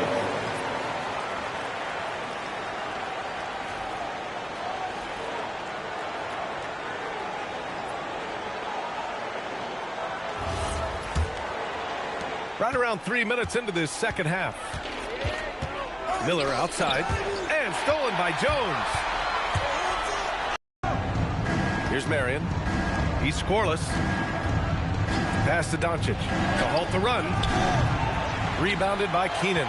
Yeah, they just can't seem to end the drought no matter where they shoot it from. And I think you can start to feel their frustration mounting. With every missed bucket, it becomes more and more desperate. So nice passing by Indiana here. Here's Lynn. On the wing, Jones. 4 on the clock. Now Banchero. Kept alive. Walton. Oh, nice fake, but the layup's off the mark. Hawks trail by 17.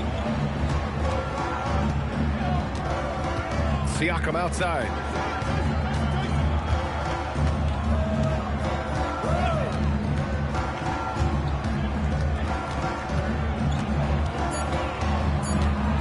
Baseline try.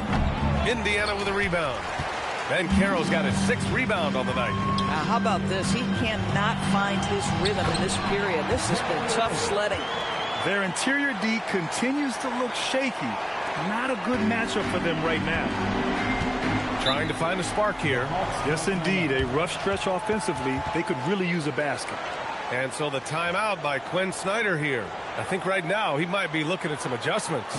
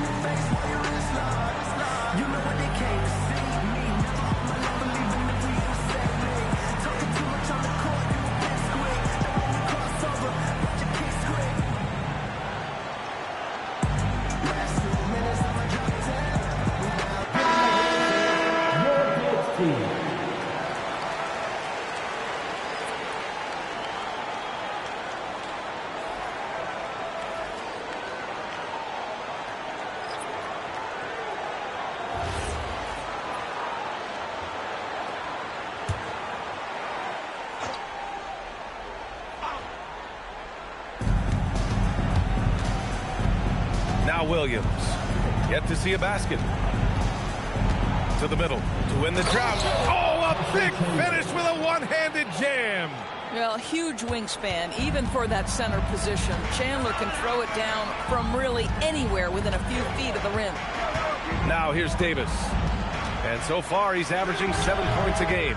The baseline J is off the mark. And Williams has got the ball here for the Hawks. Trailing by 17.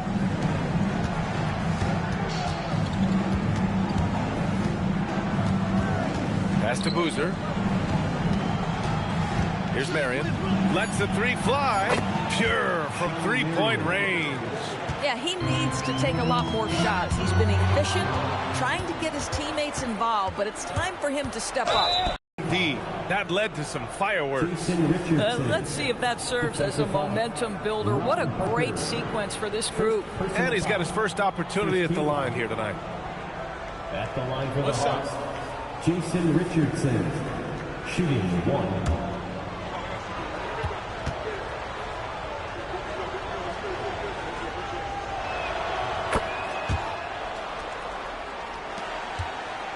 Pacers leading by 11. Outside Davis. Outside Barnes. They set the screen. The three is up.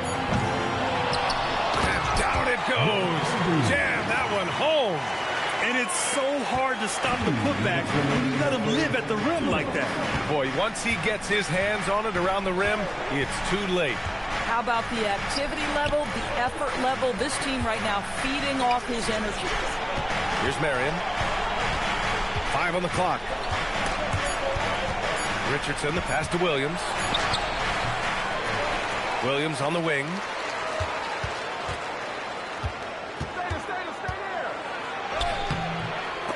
Indiana with a rebound. Boy, he won't miss many of those, but it certainly happens and did there. A skill Scotty Barnes definitely possesses is the ability to guard multiple positions, Grant. Yeah, he has that blend of quickness and length to smother shooters, and he has the strength to deal with bigger guys, too. Now, that's how you capitalize on a screen. Yeah, good positioning, too. Gave him a clear path to the hoop. Where was the defense? No fighting through the pick, no rotation. My goodness. Now here's Richardson. 6 points for him. Excellent D there from Davis. Pass to Barnes. Here's Harper. And here's Davis.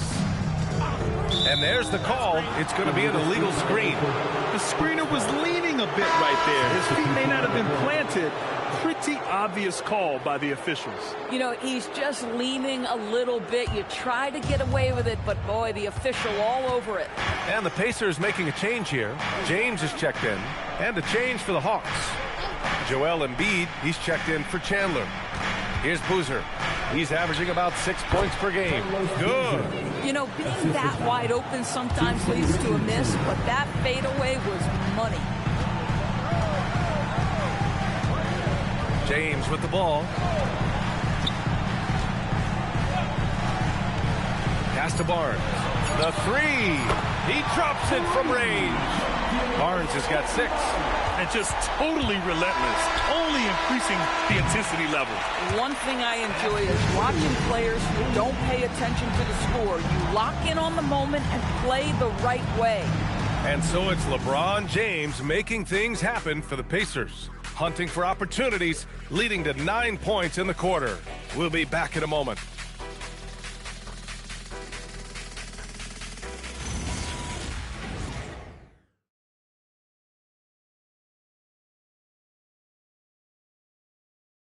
And a worthy candidate tonight as we take a look at our State Farm assists of the game. He's always near the top of the list for this honor. I mean, passes like these are his specialty. Well, this is why great point guard play is so critical in today's NBA, and we see it right there on display. Well, there may not be a lot of drama down the stretch as we head into the fourth quarter, but stranger things have happened. And the Hawks, looking at who they've got, Williams is out there with Miller. Then it's Pascal Siakam. Then it's Joel Embiid. And it's Marion in at the 3 slot. Now here's Williams. Let's go with a three. It's rebounded by Banchero. I think he's gone completely dry. Nothing is hitting. And this is where you hope that he can find the ball go through the net. Marion with the bucket. For a guy who's known for his perimeter shooting, that is a great look. Pacers leading by 13. James passes to Jones. Back to James. From the left block. That's good. And it's Jones with the assist. Jones has got 3 assists now in this one. We've seen that more than once today. An effortless basket inside. Now here's Siakam.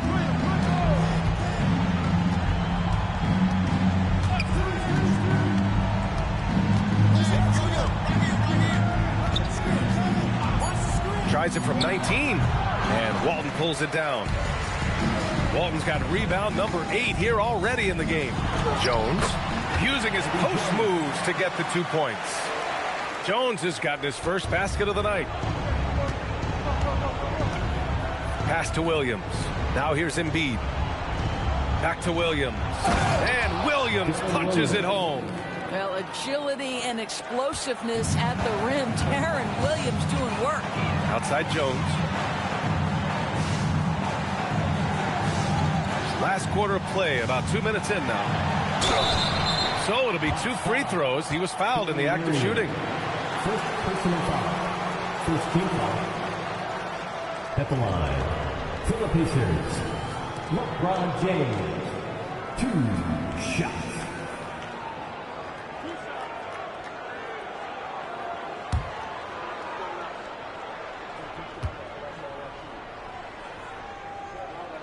First free throw is good.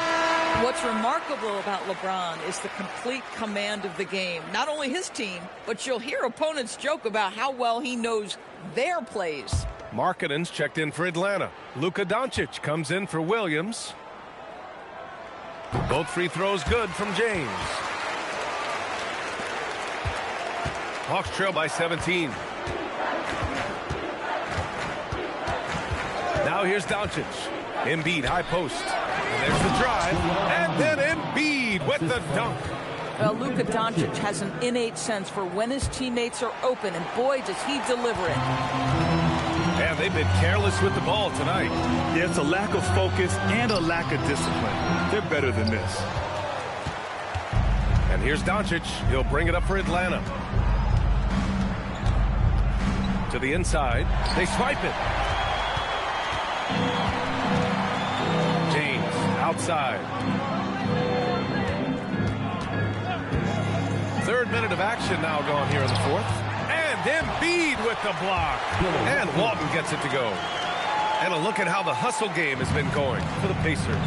Well, their D has been a major story tonight. I mean, those steals and putting pressure on the ball, clogging the passing lanes, impressive. And you also have to love the way they've gotten out and run in transition. A ton of good chances tonight simply from being willing to run the floor. Here's Lynn. Pass to James. Over Miller. Again, Indiana. One of those nights where opposing coaches just shake their head. LeBron has taken over. Hawks trail by 19. Doncic feeling it out a bit. And stolen by Banchero. Now, here is James. Guarded by Miller. Pass to Lynn. Here's Banchero. James inside. Guarded by Miller. And after attempting no free throws in the first half, now he's putting the defense back on its heels. At the line, for Indiana, LeBron James. 2 shots.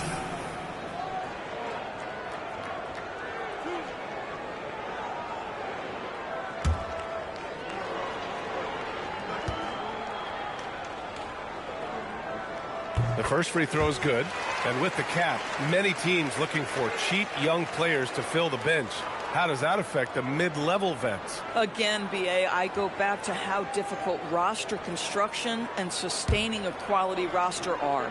The mention of youth here is about, listen, you have to hope your draft choices work out well, and you have to hope your young players develop quickly because they are on team-friendly contracts.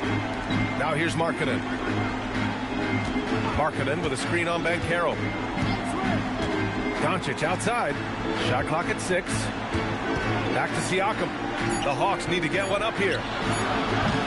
Oh, the Hawks again cannot hit it. Boy, this guy has not had a great night, and it really has weighed the entire team down. Oh, stolen by Embiid. Looking to end this cold spell. And he'll draw the foul. He'll head to the line for 2. That one on Banchero. Well, with that 6'9" length, right? Siakam uses those long limbs to create contact, get himself some free throws. Nicely done.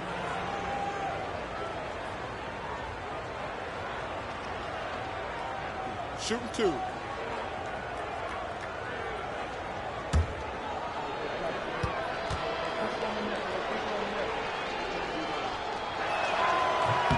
And the first one at the line is good. One of the things that we're watching happen with Pascal Siakam is the willingness to accept more and more responsibility, both from a leadership and a productivity standpoint, guys. And it has been something else to watch that growth. Harper, he's checked in for Indiana. Good on both. I think the value of Pascal Siakam is the skill set on both ends of the floor. He can play multiple positions either end, and he can lift his team in any number of ways. And there's James from the arc. The rebound by Embiid. Hawks trail by 18.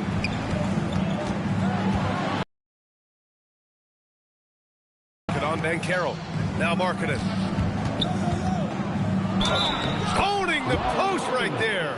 There's a lot to deal with when you're talking about Markkanen. This guy is skilled at 7 feet, can put it on the deck. This guy's just a very difficult guy to guard. Lauri Markkanen. One shot. At the line for 1.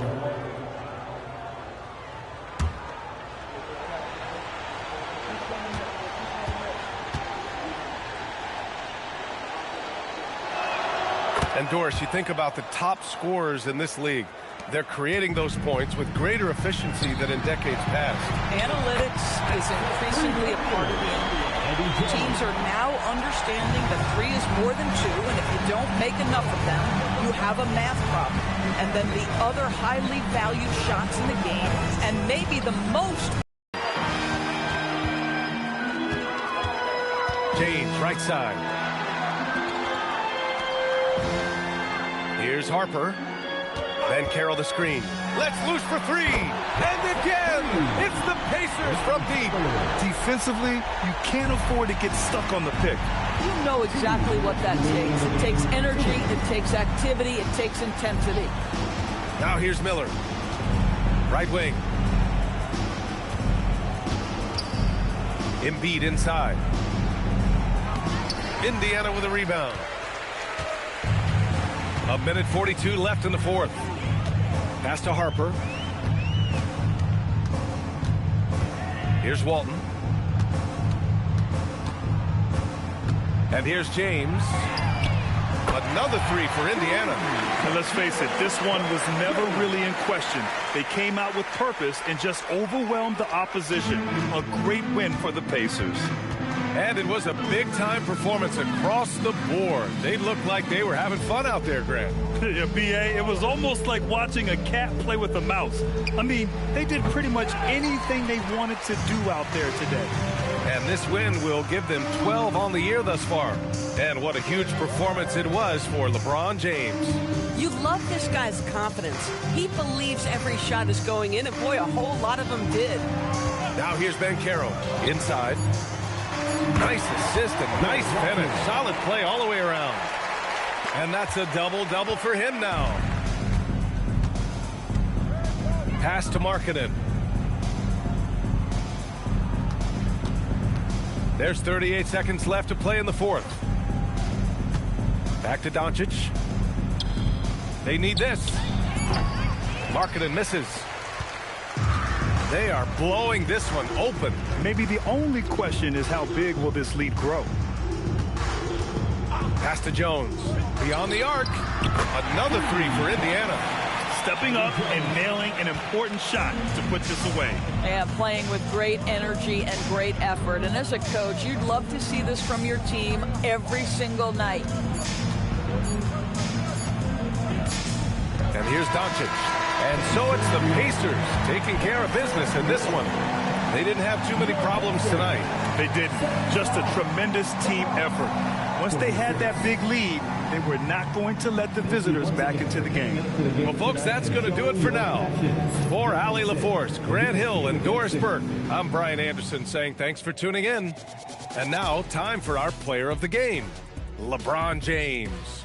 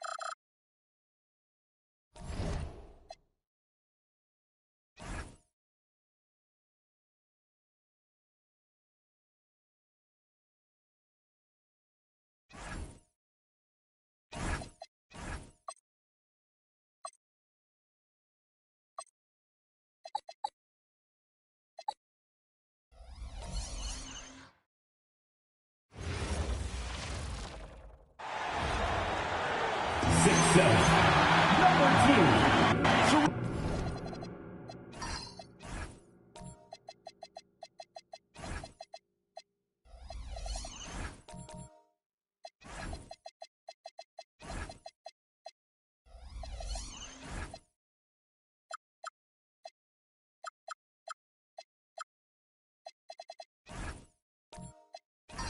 One of the focuses of tonight's game was strength in the front court. Yeah, these teams lean on their bigs heavily. Skill and size, it is always a tough combination, and that is no doubt. And now the opening lineup for Boston. Chet Holmgren out there with Anunoby. Then there's Jalen Suggs. Then it's Bryant. And it's Sampson in at the 5 down low. And so it's the Heat hitting on the board first. Suggs passes to Kobe. Trying to come right back with the 3 of his own. It's no good. Here's Alexander Walker. He's covered by Suggs. Suggs with some nice defense. Pass to Bryant. On the wing, Anunoby. Defended by Nash. Bryant inside. Leonard's there. And just about a minute into the first quarter. Over Suggs. Boston grabs the miss. And this is their first time matched up with this year's Heat team. And going back to last year, this series was an even split. Mobley with the block. And whenever Mobley is out there on D, you have to be aware of where he is. Pass to Davis. That one misses. Gotta applaud the defensive effort. It's not easy to stop him getting in the lane like that. And the jump by Holmgren. And attacking the rim. Holmgren making excellent use of that height inside. Now here's Nash. Mobley sets the pick for Leonard.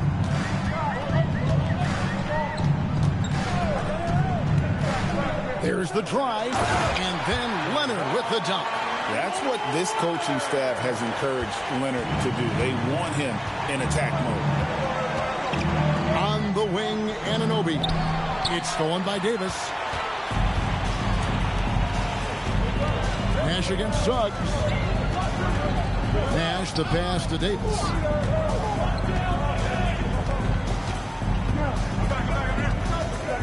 Five on the clock. Sampson pulls it in. Celtics trail by 3.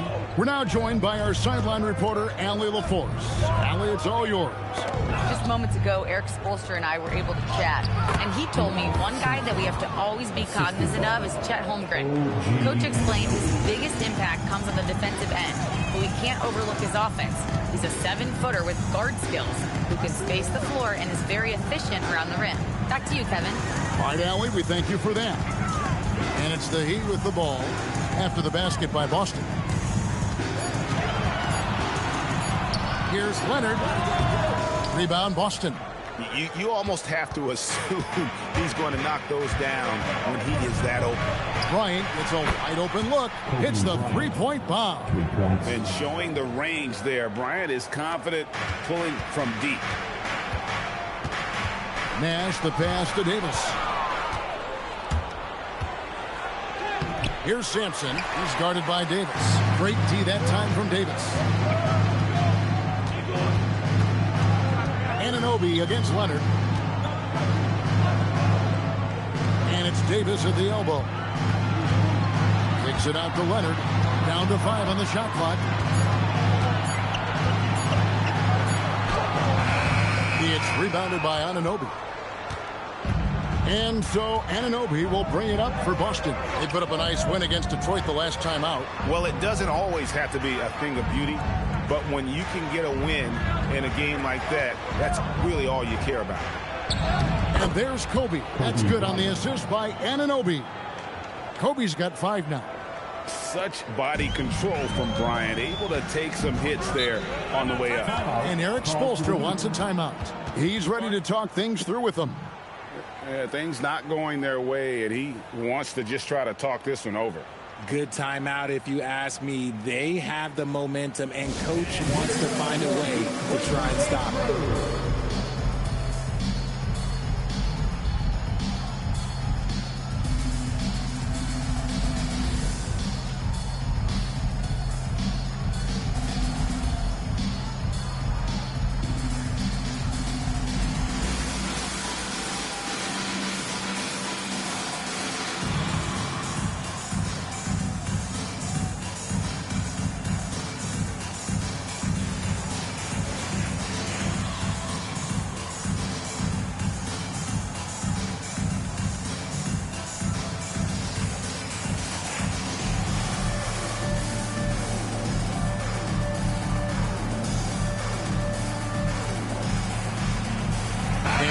going with a whole new group out there. Let's take a look at the numbers for Evan Mobley.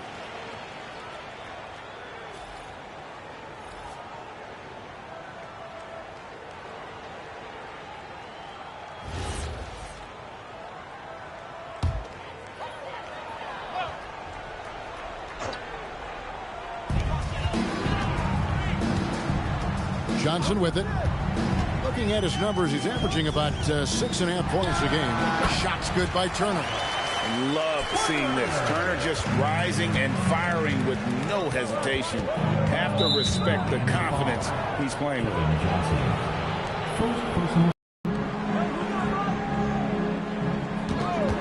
Outside Conley. Shot clock at 6. Here's Mathurin, and it's sent back by Turner. No, sir. Try someone else. Turner is an elite rim protector.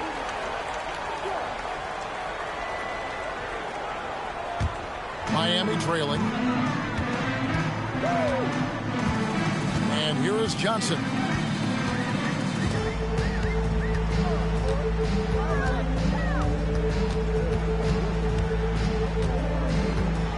Right block shot. And Boston with the rebound.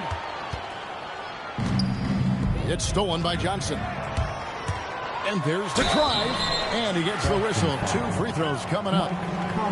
Michael Conley picks one up. Yeah, but you got to like that fearlessness of Johnson. Just outstanding at drawing contact on the way up. This is his first free throw of the game.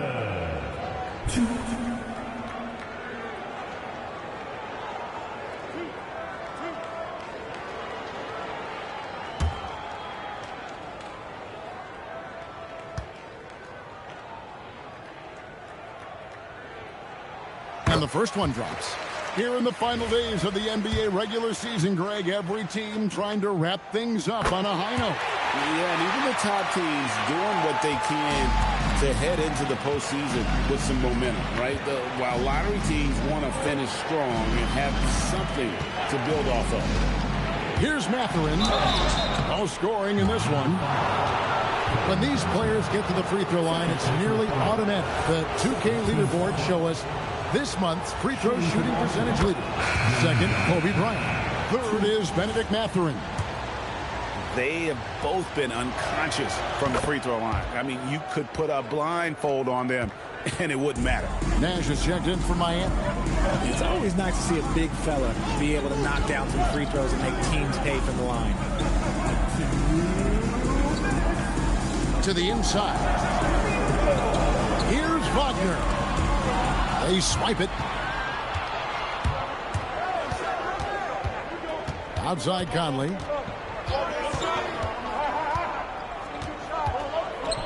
For the 3. A three-pointer is right on target. And they don't want to get in a habit of giving him open looks from 3. First quarter still, but not who you want to leave open. Now, here's Wagner.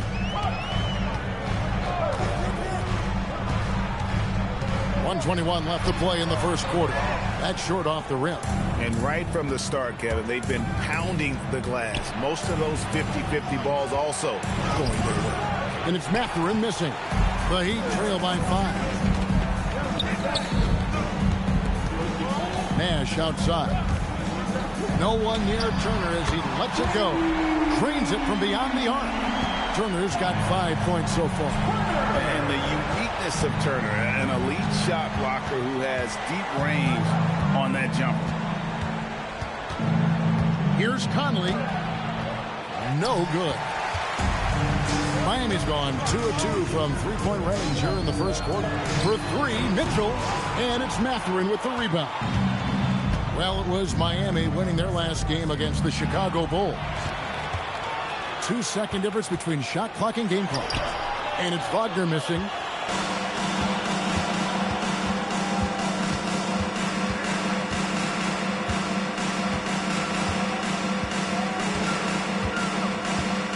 Smith with a screen on Mitchell. Outside Mathurin takes the 3. And the last second attempt doesn't fall. At the end of one, a closely contested game so far. Celtics out in front. They're up by 2. And the second quarter about to get started. We'll be back in just a moment.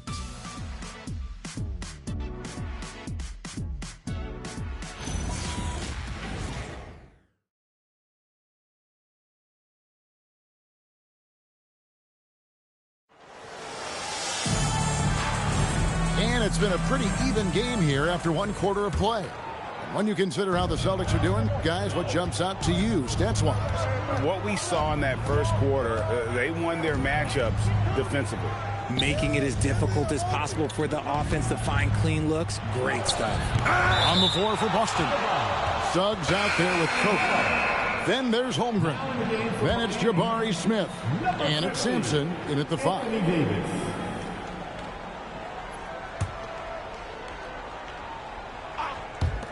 Here's Kobe, and that one's on target from the wing.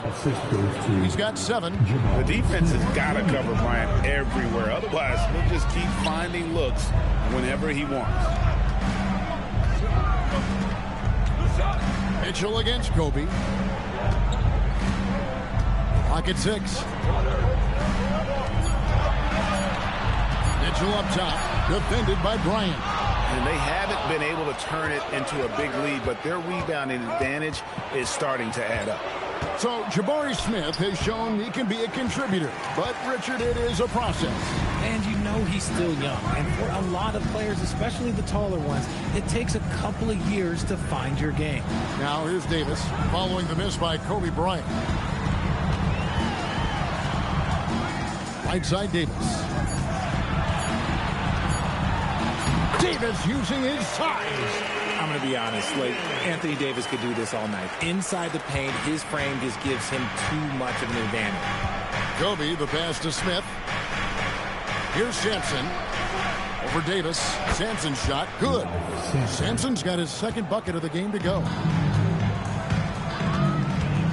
Mitchell outside. Lobbed up there for Johnson. Throws down the alley-oop slam. Well, Mitchell knows it's not all about him out there. If he can get another guy a shot, he will do it. Suggs passes to Smith. And the foul called on Donovan Mitchell. That is his first foul of the game. Alexander Walker, he's checked in for Mitchell. OG Anunoby's checked in for Boston.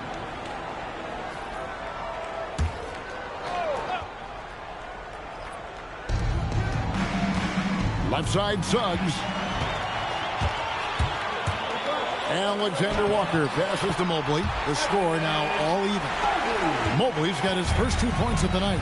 Those defenders just look a little bit gassed. I mean, they're getting pushed around on that low block. Here's Kobe. Kobe going to work inside. And his ability to efficiently score, that's really helped him out in this one, putting them ahead on the scoreboard. Pass to Mobley. Good ball movement here by Miami.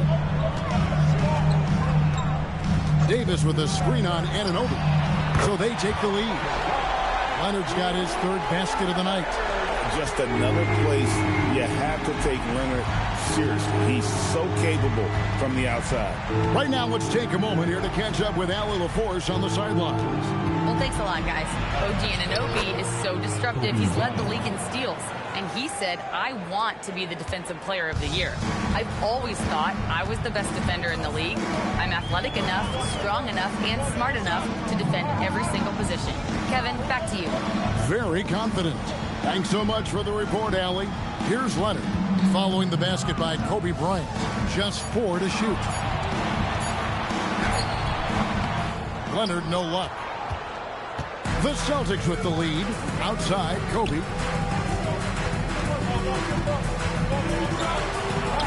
That ball is good for another field goal. His 6th. He is 6 for 9 on the stat sheet. His play just keeps getting better, clearly building on the foundation of that strong first quarter. Now here's Johnson. Looking at his numbers, he's averaging about 6.5 points a game. Goes straight to the defender for the dunk. Draws the foul. He'll go to the line. That one on Holmgren. why such a fiery competitor. He won't back down in the face of adversity. Here's what Miami's going with right now. Turner's checked in for Anthony Davis, and Sarge subbed in for Mobley. Now here is Conley, still without a basket. And so the timeout by Joe Mazzulla here. He's going to take a minute here to get things straightened out.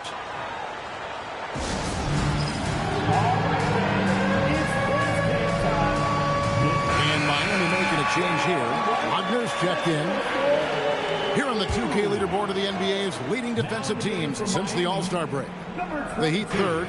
And they've shown no slippage defensively. If anything, they've become more stifling since the break. I mean, they're playing inspired, passionate basketball at that end of the floor.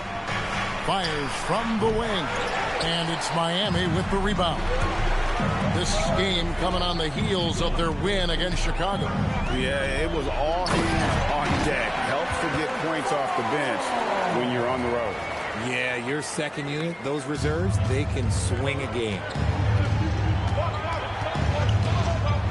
Now Conley. He's averaging around 5.5 points a game. Boston, no good that time either. Mathurin against Wagner. Pass to Turner. Johnson outside. Sarr with the screen on Conley. Johnson finds Alexander Walker. Lets it go.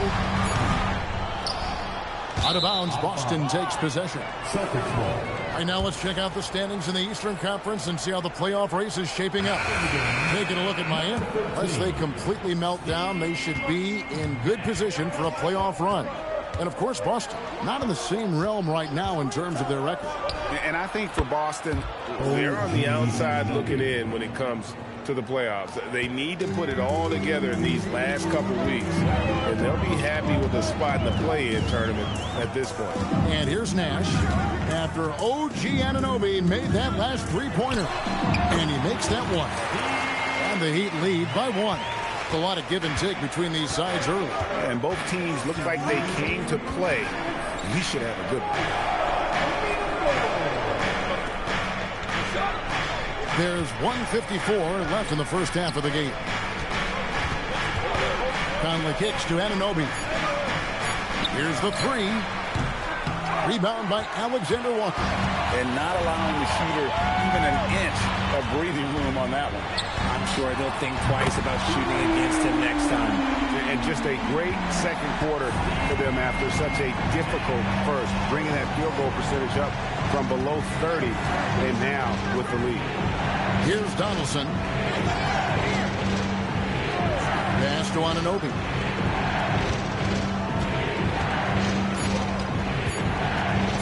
Lets the three fly. Rebound by the Heat. You love to see the competitive fire, but he couldn't sink that revenge triple. To the left wing. Turner with a screen on Mathurin. And Nash, here we go. Bucket number three. He's a perfect 3 for 3 to start. Yeah, and their shooting really starting to pick up here in the second. Conley, the pass to Anunoby. And there's the call. It's going to be an illegal screen. When a pick like that is questionable and creates that much of an advantage for the offense, you have to blow the whistle. You gotta blow the whistle when it's that obvious. Great call there by the official. And Miami making a change here. Mitchell's checked in. Smith checked in for Boston. Celtics trail by 6. Outside Conley. And they get it.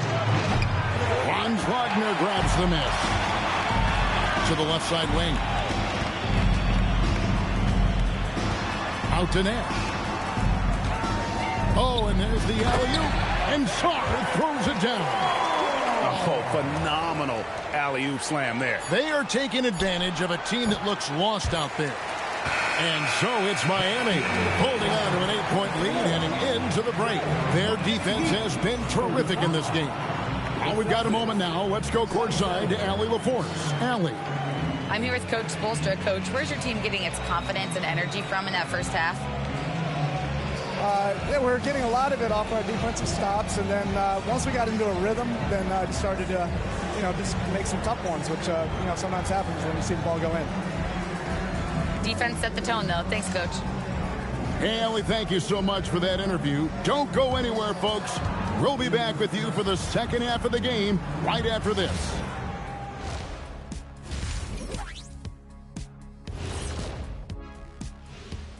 Happy to have you with us. Let's bring you up to speed on the winners of the Player of the Month awards. Guys, how about our Eastern Conference winner? He's been doing big things down in the paint, using his size and power to just flatten out the competition, outworking anyone who tries to challenge him. This is what I like to see. There's really not much more you can ask for from your big man. And so thinking about the first half of this game, it's likely we'll see some adjustments for the Boston Celtics. They're getting manhandled. Falling behind, letting the crowd get into it, that affects your confidence. We'll see if they settle down in the second half. And that's a halftime wrap. Let's get back to the second half with the call by Kevin Harlan and the crew.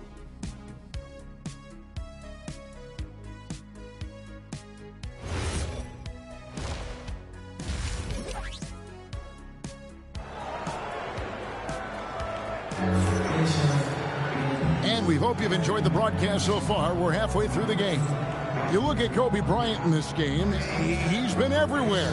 He's done a fantastic job of finding open space to operate within the first few quarters. I like how they came into this one with a game plan, and they're just going out and executing it. Terrific job.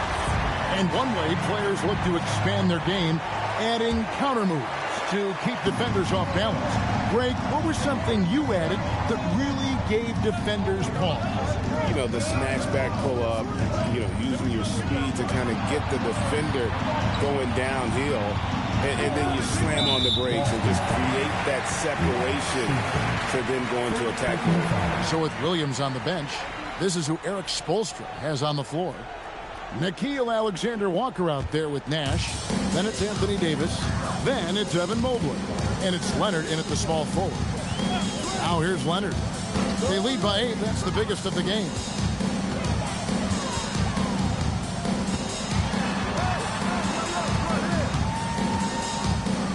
Pulls up. High post.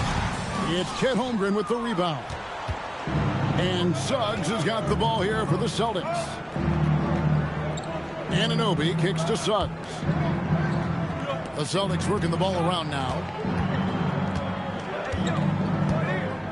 Bryant looking around. Oh, the agility and finish of Kobe Bryant. When you talk about pure scores, Kobe is near the top of that list.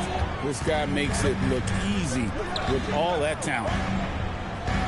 Davis with a screen on Bryant. A shot by Alexander Walker, no good. Celtics trail by 6. Suggs kicks to Sampson. Right side, Bryant. Nice move. What focus from Kobe! Inside the paint, Bryant is just as much trouble. He's practically a sure thing from in close. Alexander Walker on the wing. Outside, Leonard takes a 3. The rebound by the Celtics.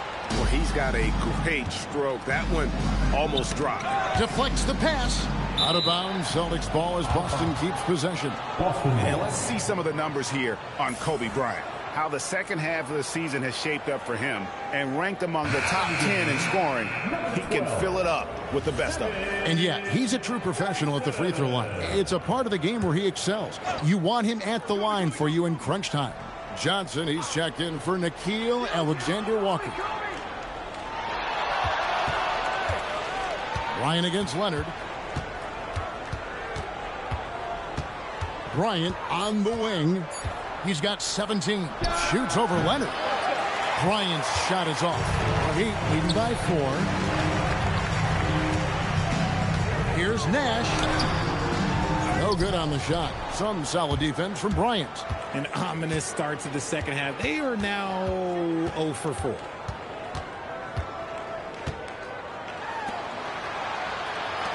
Now Now here's Holmgren from the arc. Not quite enough defense. That time around, just lucky he was off. Johnson, the pass to Davis. Leonard on the wing.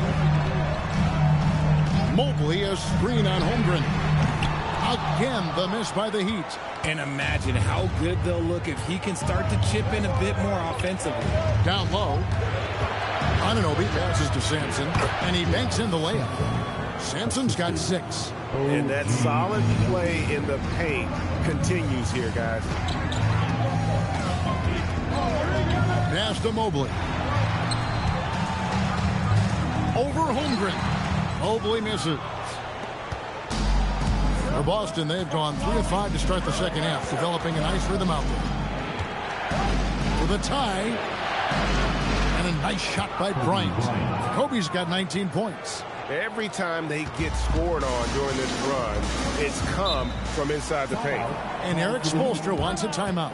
Coach is going to talk some things over with the team. Might be seeing something to adjust.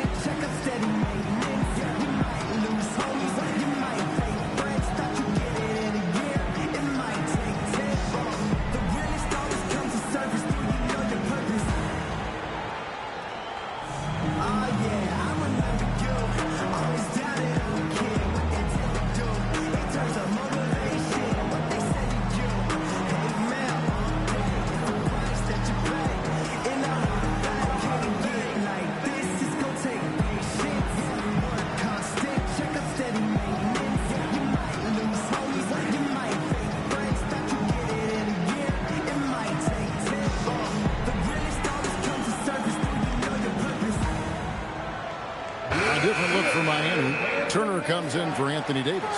And Donovan Mitchell subbed in for Steve Nash.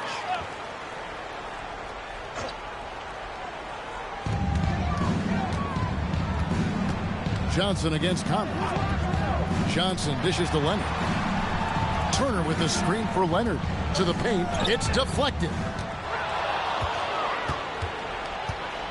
Outside Mathurin. Inside. Here's Holmgren. Good work defensively by Turner. I thought he had that all sewn up, but somehow the defense just threw him off.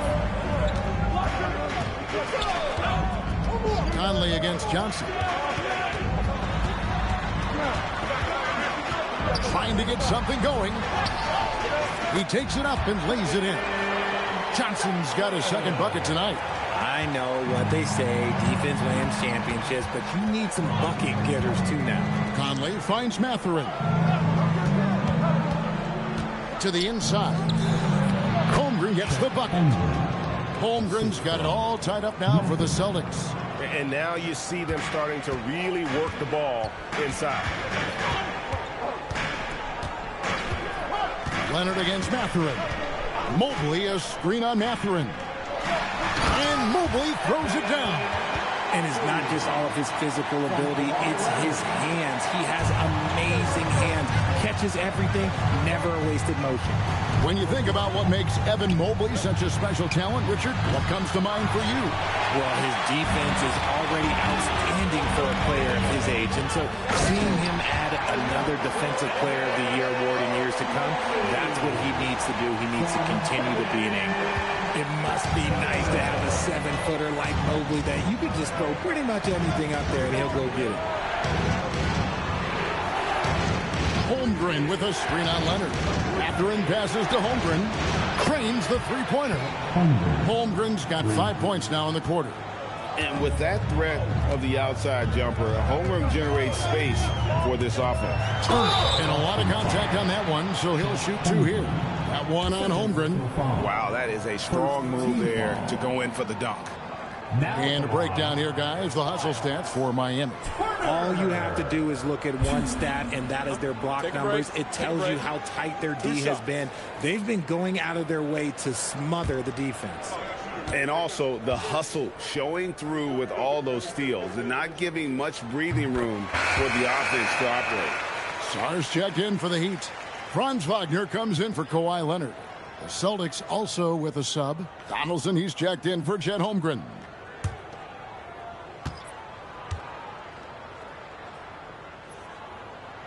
And so he makes both from the line. You just look at the trajectory of Turner's career. He was raw coming into the league, up and down for a number of years, but when he put it all together, he became the total package. To the middle. Here's Donaldson. And it's sent back by Turner. At the elbow, it's Mitchell.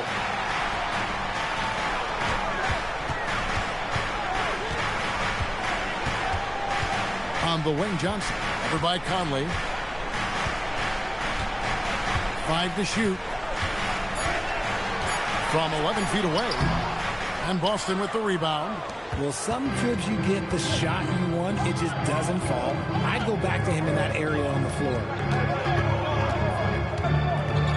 There's the triple.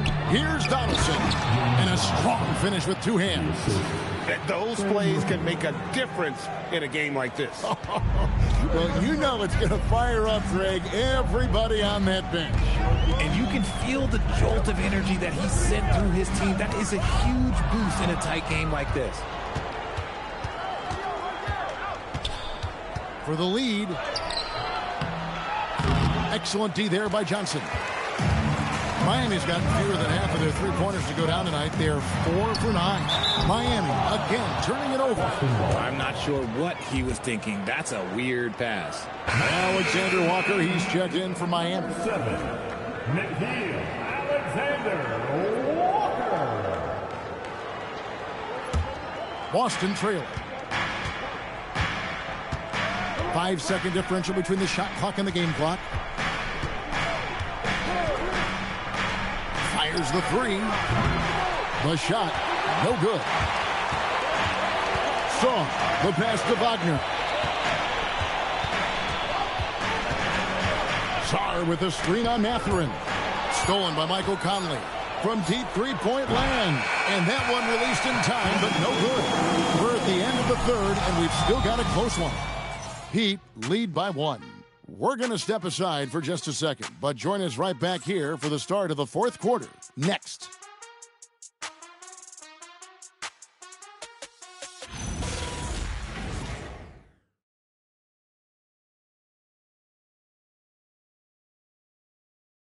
And let's go back to a terrific pass that we're calling tonight our State Farm assist of the game. And, you know, you can always count on him for at least a couple of these pretty assists over the course of a game. And this one, a thing of beauty. And the ability to drop your jaw with the pass is something you rarely see in this league. What a talent he is. And with 3 quarters behind us, we start the fourth quarter in what is still anybody's ball game. And a look at the 5 for the Celtics to start the fourth quarter. They've got Benedict Mathurin. Suggs out there with Kobe. Then it's Jabari Smith. And it's Sampson in at the pivot spot, manning the middle. Now, here's Wagner. Following the miss by Jabari Smith. Nash outside. Back to Wagner. Just 5 on the clock. There it is. It's Nash picking up the assist. Nash has got 3 assists now in this one. Outside, Suggs. Back to Bryant.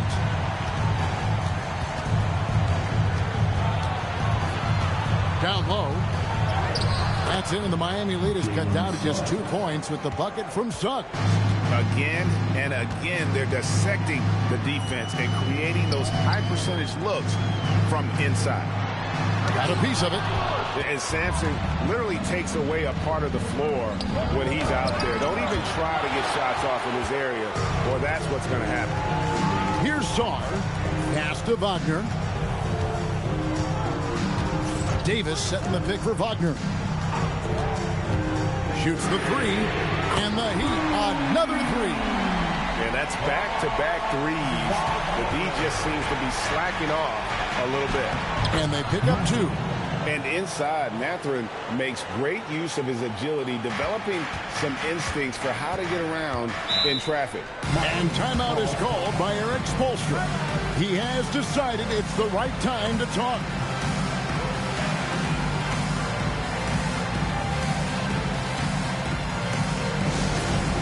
Representing Portside for your Heat High Squad, make some noise! And show some love for your Heat High Squad.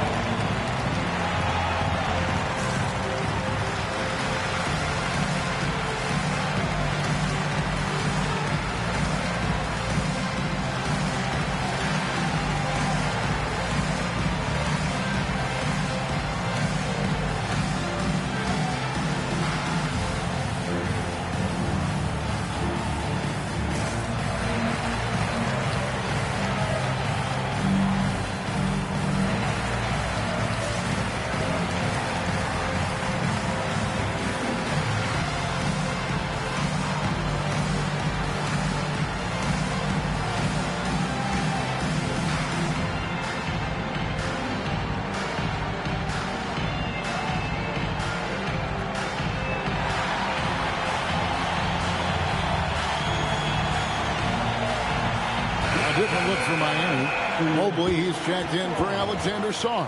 And Kawhi Leonard subbed in for Franz Wagner. Chet Holmgren, he's checked in for Boston. OG Anunoby comes in for Benedict Mathurin. And now, Allie LaForce says something for us from the sideline. Well, over the break, I listened in on Eric Spoelstra's huddle. He applauded their shooting and their shot selection, saying, "We're taking the right threes, not forcing anything. Keep doing that, and they'll continue to fall." Makes the game easy, doesn't it? Allie, thank you so much. Now, here's Leonard.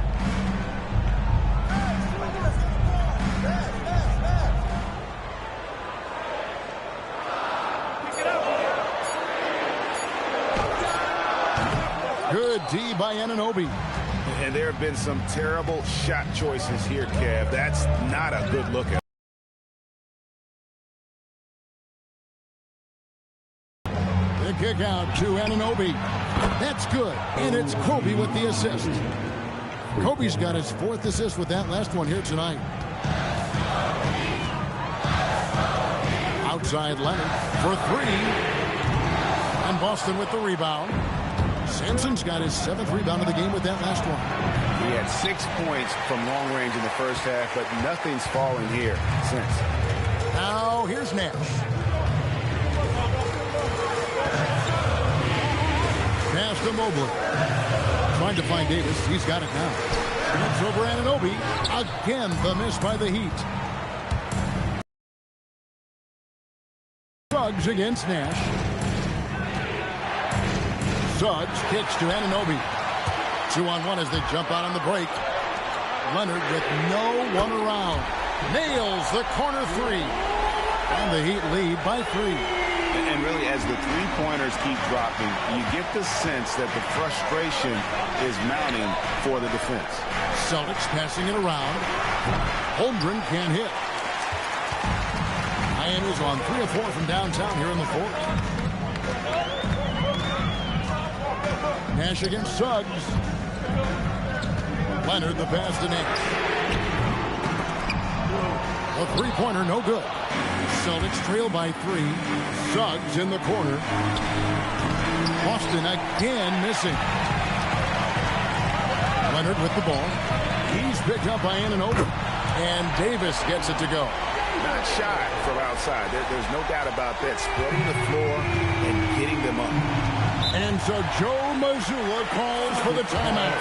Clearly, he's got something his players need to hear. And immediately.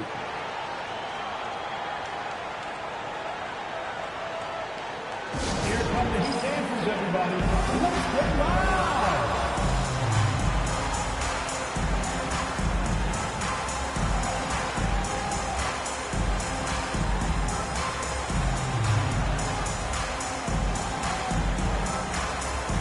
Johnson, he's checked in for Steve Nash. Austin also with the sub. Conley's checked in. Here's Sampson. Anunoby passes to Conley. Now here's Kobe. He's covered by Leonard. And play stops. Whistle on what looks to be an illegal screen. Beyond the leaning, you could see his feet weren't set on that screen. Easy call. Look, guys get away with this all the time, but on this occasion, he got caught. Fires the three. And again, Miami with the triple. 12 straight points off of three-pointers, and the D chills. Leonard against Bryant.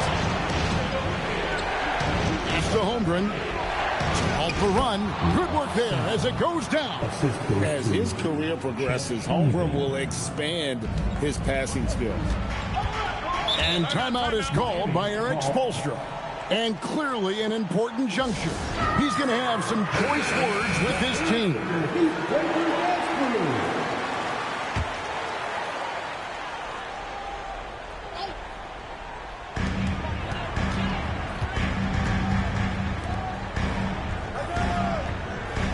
Alexander Walker with the ball.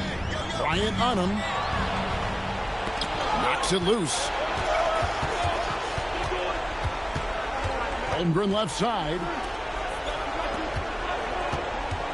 Releases from 15. No good.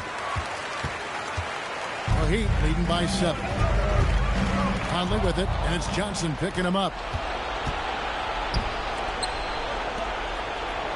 Oh, the layup finish off an excellent lead pass. And guys, all about hard work from this point on. They worked hard to create that high-quality shot, and then were able to knock it down. And good that time. No settling for an outside shot there. They went right to the hoop. And we've got a timeout from Joe Mazzulla. It's a chance for them to regroup and refocus.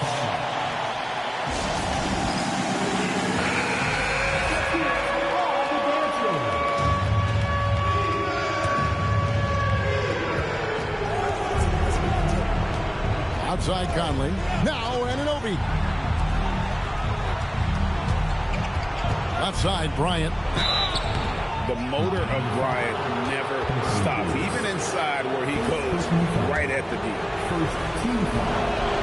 First free throw is good, and that trims the lead to 6. Bryant hits them both. Crucial that he converts those shots. They've got to keep eating away at the lead. They get a hand on it. From 19, that one goes. Nice set there, making it easy for Bryant. He had that lined up all the way. Now here's Leonard. Puts it down hard. Showing no hesitation and in a huge moment. Kawhi wants the ball when they need a bucket. Outside Holmgren.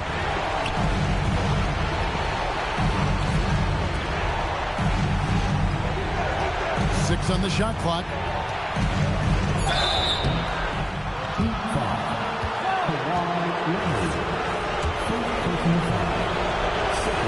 So the first one drops, and that shrinks the margin to just 4. So he gets them both. That's what they needed from him, unaffected by the pressure. Leonard against Anunoby. Mobley a screen on Bryant. Outside Mobley. Now Leonard. Wrestler's a 3. Not gonna go. Guys, it's come down here to a very important possession. No room for error. Outside Bryant.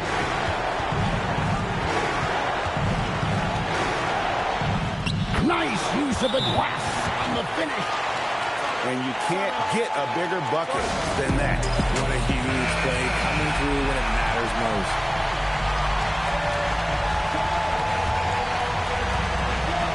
And they foul intentionally. They're going to have to do that now again and again. They're not in the penalty yet. Yeah, you know what? Smart foul. You got to try to extend the game. So they foul intentionally. Celtics foul. 31. First personal foul. He doesn't hit the first, and that was the one they really wanted. He's got one more, though.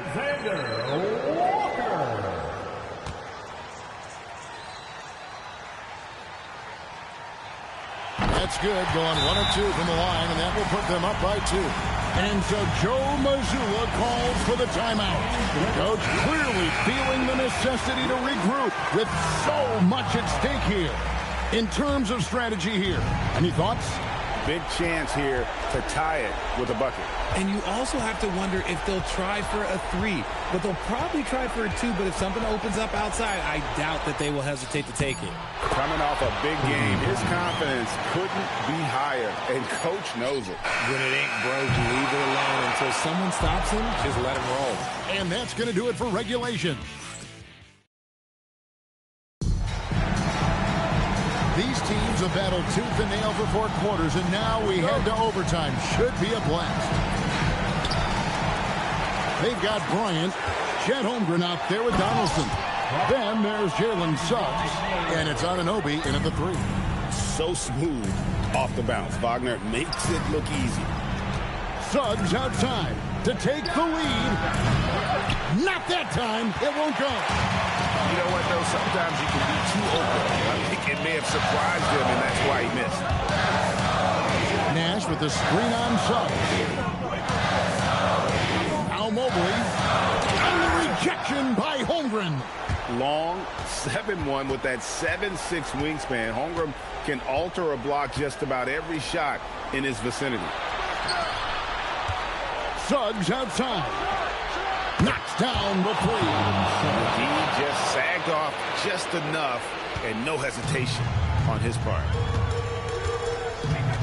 Now Mobley. Mitchell outside. Turner with the screen for Mitchell. 13 feet away. That one is off. Boston's gone 1 of 2 so far in their 3-point attempts in overtime. Outside, Suggs. A 10-footer. Cleared away by Mitchell. And it's Mitchell with the ball for the Miami Heat. Mobley a screen on Anunoby. It's off target. Oh, that's a shot he's got to hit. Brick. Jacks up a 3. And it's off. Miami trailing. Wagner looking it over.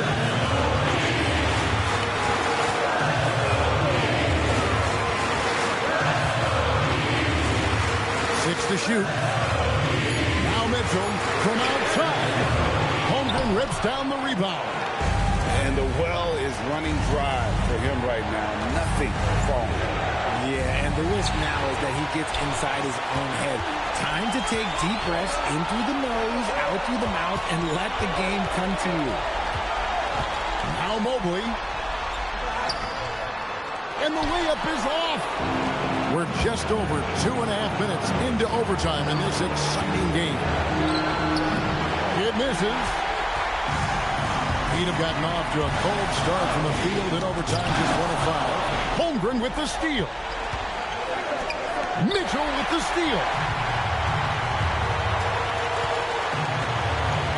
The crossover. He nails the jump shot. This is who Donovan Mitchell is. Getting big baskets is just a part of his DNA.